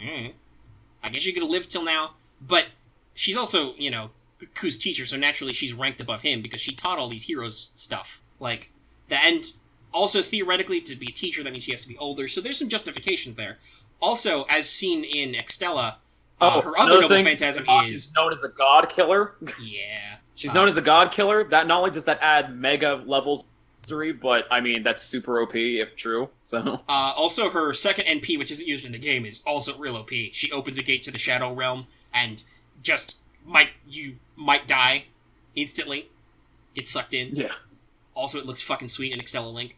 And to answer Lucky's question, he asked about Altera, and I'm like, let's not forget she's supposed to be Genghis Khan. Not Genghis Khan, Attila the Hun. Not Genghis Khan. Yeah, Attila the Hun. Still just as important. The Scourge of God, who threatened the Roman Empire. Not Genghis Khan. I'm sorry. She is the whip of God, the Scourge who threatened the Roman Empire, which was kind of a big... now you might wonder, hey, wait, if Rome's a big deal, why are all the Roman servants so low? That, I think, is I think, a mistake on their part. They've admitted that Romulus should have been a story-locked 4-star. to match like Lancer Alter. That is just a straight up. Yeah. They've admitted that is a goof they did in the game. He should be ranked higher. Though it should be noted that Romulus does use his Imperial Privilege skill to suppress his own divinity, so technically he is holding back as a servant. Oh, actually, I just realized, now that you've mentioned Rome, the elephant in the room. Why is Nero a 4/5 star? Yeah, Nero Claudius of all emperors. Now, obviously, some of that Caesar's is a probably 3-star. probably the prosperity of Rome. Some of that. That said, And like remember, she was always infamously attributed to the burning of Rome, which is she's very famous. huge story. Nero is very famous. I mean, if you want to ask why is her caster 5 stars, that makes sense because of the way they established her backstory. Separately, even. That's a thing that comes up in Extella, that she knew a magus, and she could have been a good magus, she just didn't walk that route. So as a caster, it naturally makes sense that she would be stronger. But then there's bride form. Explain that. Gotta be honest, don't know. That's a popularity thing. That's we're gonna make her a limited version and bump her up a star. Yeah, that's just, yeah. Tamamo Bride win. Oh, Who God. knows? That'd be like 6-star, bro. Yeah, it would be. Yeah, you know how like Angermanu's 0-star? That'd be 6-star. Yeah, Shuten and Tamamo are easy because they're both big, huge deals. Oh, in Japan. there should be also- no argument there. Yeah, Tamamo- literally two of the as we said, 2 of the 3 great calamities of Kyoto. Also, Tambo, backstory spoilers, she's an aspect of Amaterasu, the chief goddess of the Shinto religion, which is still ongoing. There are active people who pray to that goddess today, right now. So, as a servant, it makes sense for her to be of the toppest tier, even if she doesn't necessarily want to use all her abilities. Right. So, yeah, no. Toki, Even just the legend of Tamamo no Mai is super infamous. Just that alone is... So, no, most 5 stars, I think, deserve it, though obviously we've said mechanically some of them aren't great. Poor Artoria. Right. Instinct, Strength, and Wen. No, I'm not just saying that because also that might help Mordred. Please make it Avalon! That's what I mean, saying, I think that would be useful. Artoria. Invincible, like a 1-turn or maybe a multi-hit Invincible, and then stars. Yeah. It would make her tankier. I don't know what they're going to do for Mordred then. Which is what she needs. In that case, I don't know what they're going to do for Mordred then. Oh god, yeah. Also, like, lore-wise, Mordred makes sense why she's a 5-star, because she is just a carbon copy of Artoria. That, and she literally is one of the major reasons for the collapse of the King Arthur legend, so... But then why is Lancelot only 4 stars? Yeah, that's the second part. It's because but he's not the son of father. Yeah, I mean, Lancelot's I don't know, but Lancelot is broken. still hoopty in his own way. I mean, Eternal's arms mastery. Jesus fucking Christ. Yeah, I'm not saying he doesn't have OP ability, but I mean, he is a 4-star. That's not like low or anything. His saber form could be a 5-star, but I think they already were introducing several 5-stars in that chapter. They kept his. That's true. It also puts him on par with make Gawain. Sense they would make all the Knights of the Round 4, so that it's kind of even. Yeah, like Gawain also a 4-star, despite the fact that he is super bullshit. But that he is as bullshit as King Arthur is the big question. Roasting. Yeah. Let's not forget. So yeah, I don't think there's much else to say there. We could go on for hours, but we already kind of had, as we're coming up on the 2nd hour mark. But I think it was a good discussion. We got a lot out there, and I think this was what the patrons voted for. Was good discussion. Yeah. So I think it's about time to wrap this up because I'm starting to feel a little tired. I'm running out of juice talking to you guys. So, Omega's not so mega anymore. No, I'm gonna... Mega, you need to be more golden. Golden! Well, sorry, I've only been drinking water instead of coffee or something. You should have drank some alcohol. I don't think it would have helped because alcohol is a depressant. I would have been even worse. Anyway, so we're gonna wrap up here. I think you guys, I think you guys will have enjoyed our Rarity talk, and I hope you did. Tell us what your thoughts are. So let's go ahead and round up to the last bits. I will say this, Voice, since you're here, do you have anything you want to shout out to the people? I know that you recently released your Shuten video. Which, while that is not to my preference, that style of video, a golf clap to you. I'm sure it did very well. I know you probably worked hard on it, as you do all your content. I mean, I have stories about it, but they would literally take ages. I mean, you can always donate to my Patreon and find out the story about. I literally posted it to Patreon, the whole story. So, as to what was going to be that video before it became an ASMR video. I like it, and a lot of people who did actually watch it really liked it as well. Although I did get the mother of all fanboy comments against that video. It was quite amazing. But shout out to that guy.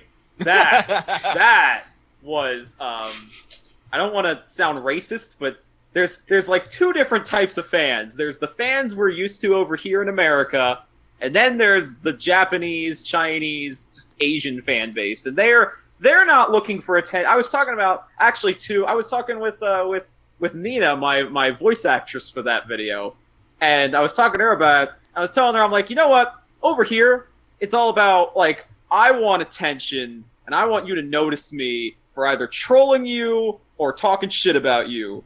Over there, they're defending their pure maidens. I finally got one of those comments about somebody who was very peeved that I was trying to have a voice actress even at all emulate the majesty of Aoyuki. Wow. How dare I?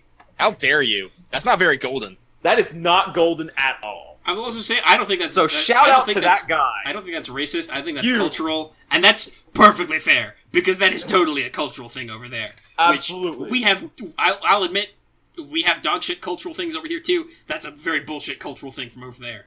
That might be culturally insensitive, but like I said, we're not immune to that. It's just, that's not our weird cultural thing. Right. Also, another thing... So I don't even know what to say except, you made my day. You made Nina's day too. I don't want to name his name, but you'll notice in the comment section because he's very unique. So I see you are also a person who finds a certain amount of strength in reading certain types of feedback. Yes, I do. Like, I'll be honest, some of the shit sticks with me, like in a bad way, but a lot of it, like especially like random dislikes in the video or just random comments, those make me annoyed or angry, and that just makes me go harder. That makes me fire up more. The little stuff that you know, like, it's not usually people trying to be mad at you or trying to piss you off that like make me feel, might even piss you off. People trying to make you feel bad in any way. Those don't usually like stick with me and make me feel down. It's just little stuff. Those piss me off and fire me up. But also another thing you might want to mention is I believe you got a panel. Oh, yes, I did. I have a panel approved for Anime Expo this year. That's right, the one in California. The big kahuna. Yeah, that's pretty golden. I'm going to be going there in July. So, if you happen to be in that area, Lucky, you'll finally get to see my face. I'm not driving to fucking California. Or Florida. Yeah, I was about to say, that's too bad. That might be, at that time scale, that might be a little too far away for us, because also, yeah, no, this is not something I think I can do. But hey, you never know. Gotcha. You know, usual support our patron, blah blah. Give us lots of money, we can make plane tickets. Though I will say, we've talked about temporal stuff before. I do hope you get the opportunity, Voice, to record your own panel and post it, even if it's just. Oh yeah, I don't know if I will. I mean, I guess I could try. I don't know. Some other people ask me. All I know is, yes, definitely the panel is exactly what you think it would be about. It is about FGO. It will be called Fate Grand Order, the Financial and Mythological Wonder. And literally it's about how Fate Grand Order started out, where it's at, and where it's going. You know, all that jazz. That sounds like fun, right? I'll try to make it fun. Sounds golden. I'm sure you will. You'll do a funny voice at least. All right, so, yes, that's what's going on with Voice. It's great to have him. Let's go ahead and round out the show. Woo! Because I have to do post-processing on this and make a thumbnail. So, as, I don't think we have anything really to talk about. I had a joke for Meme of the Week, but the Meme of the Week is golden! It's true. It's golden! I had a whole long story golden. I could have told here that's not necessarily related to this, but I'll skip it. We don't really have any master feedback. Just for future stuff. We like you, and we like hearing from you. Talk to us. Yes. Yeah, I'll talk to you. How about, my master feedback is that this show sucks. I'm sorry, now I have to take off my shirt and we have to go.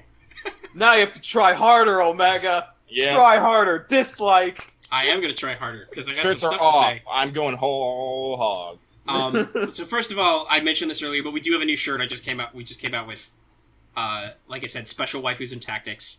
Please buy it. Also, please buy that shirt that Lucky spent a lot of time on, the Astolfo shirt, because that would really make his day. That's not for me, that's for him. We went through several revisions to make it better. I'm like right now I'm debating if I want to go lock myself in the recording dungeon or the art dungeon. I'm either or. Well, whatever it is, it's a dungeon, and that's it is. golden? I mean, he's doing stuff, so I guess it's golden. Maybe it'll make gold, who knows. The other thing I want to say is I'm thinking about this. Obviously, now we've had a patron stop in to listen and actually give us some live feedback, which was kind of funny. But I'm thinking for next week, I didn't want to do it with voice because it would be a super long episode and guestly stuff, but I want to show people what they're missing, basically. I want to throw an open episode and basically do an open recording where everybody can jump in and listen. Not talk, obviously, but everybody will be able to listen to us live and get all the extra stuff, like before the mics go on and after they go off. Oh, Bernstein's about to say something. I think she's about to get pissed that, like, she's gonna open it up to everyone and she just put in, like, $20 for the whale tier. But it's only once. It's just a single taste to let people know just how fun this is. Yeah, I'm not gonna do that. That's dumb. Oh. That's a bad idea. No, Bern. Just listen, not let you actually talk, because holy shit. Yeah, that'd be, foolish mortals indeed we would be. That's a future extra bonus thing to give me even more money. Is that waifu tier? Maybe. You can show up on the show. That'll be waifu tier. Or you could just make your own super popular YouTube channel and join in for free like Voice. But anyway. Yeah, as always, thanks for joining us, Voice. We appreciate you. You're golden. Oh, it's fun, guys. It's been a pleasure. I'm still giving the dislike, though. I can't help it. I mean, if I see that one dislike, if I see that one dislike, I'm gonna be like, you'll know it was me. Yes. And we'll have another hearty chuckle because that's usually what dislikes make us do. No, just for you, Voice, I'll give it a mean stare. Ooh, he's graduating a mean stare. The devil's stare from Lucky. So yeah, that's what our future plans are like. We're still doing more May. Remember, you can go to our Teespring store and enter promo code MOREMAY for 5% off. I think he's that's trying to make some new stuff, but I said, if you heard about like our Anime Power Hour video, shit does not always go right. Shit's not always golden. I heard about that golden experience. Yeah, it's because you can. It was quite the requiem. You can access the secret mod room, so you saw our back and forth discussion about how that went. Yeah, I did. Full story, also, through it, I made a motherfucking JoJo reference, and none of y'all got it. I am ashamed. Did you? Shimmy sham. Yes, I did.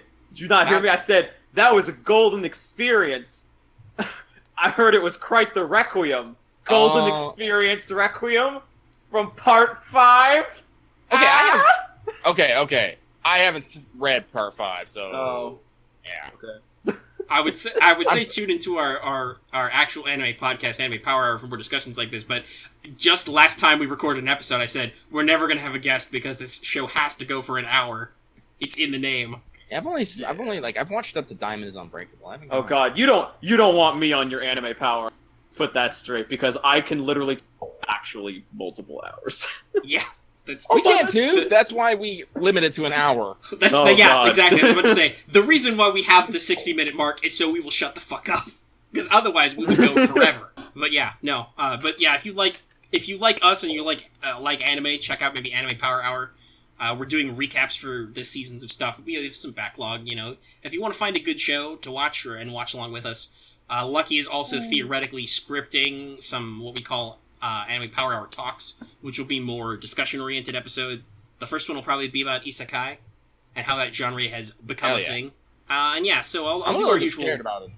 I'll do our usual. AKA the wish fulfillment genre. Hey, I like it. I like wish fulfillment. The question is it I good like wish fulfillment 3-0. I actually do. It's like I'm one of those guys. I don't need it to be super dark. Super in depth. Like this. Just give me something that entertains me, and I'm happy. I think your opinion on anime is like how I treat books sometimes. Yeah, fucking whatever. Like I read a lot of Star Wars books as a kid. Those are not always great, but is there Star Wars stuff happening? Fuck yeah. But anyway, that's for Anime Power Hour. So I'll round this out. If you like this video, give it a like. That really helps it out there. If you didn't like it, you can give it a dislike. We'd prefer if you tell us why, though, because we do genuinely want to improve all the time. We're improving all the time. And we are theoretically getting close to having doing this for a year. Whoa. Anniversary episode! Ba-da-ba-ba-da-ba! Woo! Because do you think we recorded the first one of these like a week after FGO started, Lucky? Yeah, it was pretty close in there. Yeah, it was like maybe a couple of them we did, and actually, yeah. We started monthly at first, so it took a while for us to get rolling. But the first episode of Let's Talk FGO was recorded within the first month of the game coming out. So, when the game hits its first anniversary, we will be close. We will be quite close to ours. But yeah, like I said, we're always trying to improve. Oh shit, everybody! It's 12 a.m. It's noontime! Or not noontime, midnight time! That's not a PM! Quick! Check your login bonus now! Also, it's the middle of the And night. for those so of you who are actually watching this at midnight, this is gonna spook the hell out of you that I just said that. Yeah. I mean, it could happen. People watch or listen to our show at all hours. I have Sometimes heard in from the some shower. people, including from you, Voice, that it helps them get through work. Good. Well, guess 'Cause, what? yeah, it There's helps going me to be get 2 through hours of this, so this will get you through plenty of work. Yeah! If you have any comments, leave them in the comments down below. That's always great. We love comments. I frequently respond to them when people say stuff that actually prompts me to respond to them. But I read all the comments. Lucky eventually gets around to reading comments. Eventually. He's not plugged Okay, into so the I brand just account 24/7 like I am. So he, No, doesn't, 'cause he if probably I doesn't get was, I notifications on his phone Nope. and on his computer like I do. And of Like course, he's busy. if you are new here and if not already, please subscribe to this channel. One, because that gets our numbers up, but also because it's how you keep track of us. Don't forget to hit the bell for notifications. That is actually important, because otherwise sometimes you will not necessarily see our content. The other great way to not only track our content, but support us, is to support us through Patreon. For as little as $1 a month, you can get access to episodes in audio format, and technically early, as in literally, I turn the mics off, I do audio editing, and then I post it to Patreon. So you can get your episodes right away. I gotta interrupt you here for a second, because this is fucking amazing. So our first episode of Let's Talk Fate Grand Order was published on August 4th, 2017. August 4th, 2018 is on a Saturday, so we'll be recording literally on Nice. our 1 year anniversary. Nice. It's amazing. All right, we'll have to. It all lines up in the end. Jot that down and remember that. Future Lucky, remember that for me. Actually, I'll probably Yeah, I will. remember it. All right, now go on with your bad self. Be golden. Yes, I was talking about our Patreon. You can get access to episodes early. You get access to exclusives, like you can vote on subjects like the one we talked about today, and other things. At some point, once Lucky starts getting up to doing more talks, subjects, that'll probably be a possible. For example, we've had bonus stage monthly polls, stuff like that. If you, We're getting to the end of the month. We're probably about to do another bonus stage. yeah, we'll figure out whatever we're bonus stage. I'm not sure. I haven't written the next thing, so we'll probably do one of our backup topics because we have so many. But yeah. Also, obviously, like we talked about, at the gold patron level, our $10 level, you can listen to the show live. Next week, we'll do a preview on that so people can understand what that means. You can listen Shout to out us. to Burn Senpai for chilling with us this whole episode. Yeah. I'm pretty sure they've been listening to me. Also, we just realized you made Burn take a huge sip just now. Yeah, You're a horrible monster. I am Just fucking dumb. disconnected. That audio will probably be in there. Anyway, that's really all I got. Just, hey, we're here. We're Let's Talk Now I see FGO. what you mean by the pain. Doing lots of stuff. I completely lost my train of thought at the end there, but that's okay. It's midnight, and we've been doing this for 2 hours, 10 minutes before editing. Chugga, chugga, chugga, chugga, choo, choo. This Wait, are we still train is recording? Golding. Are we still recording? We're still Yes. recording. Are we still recording?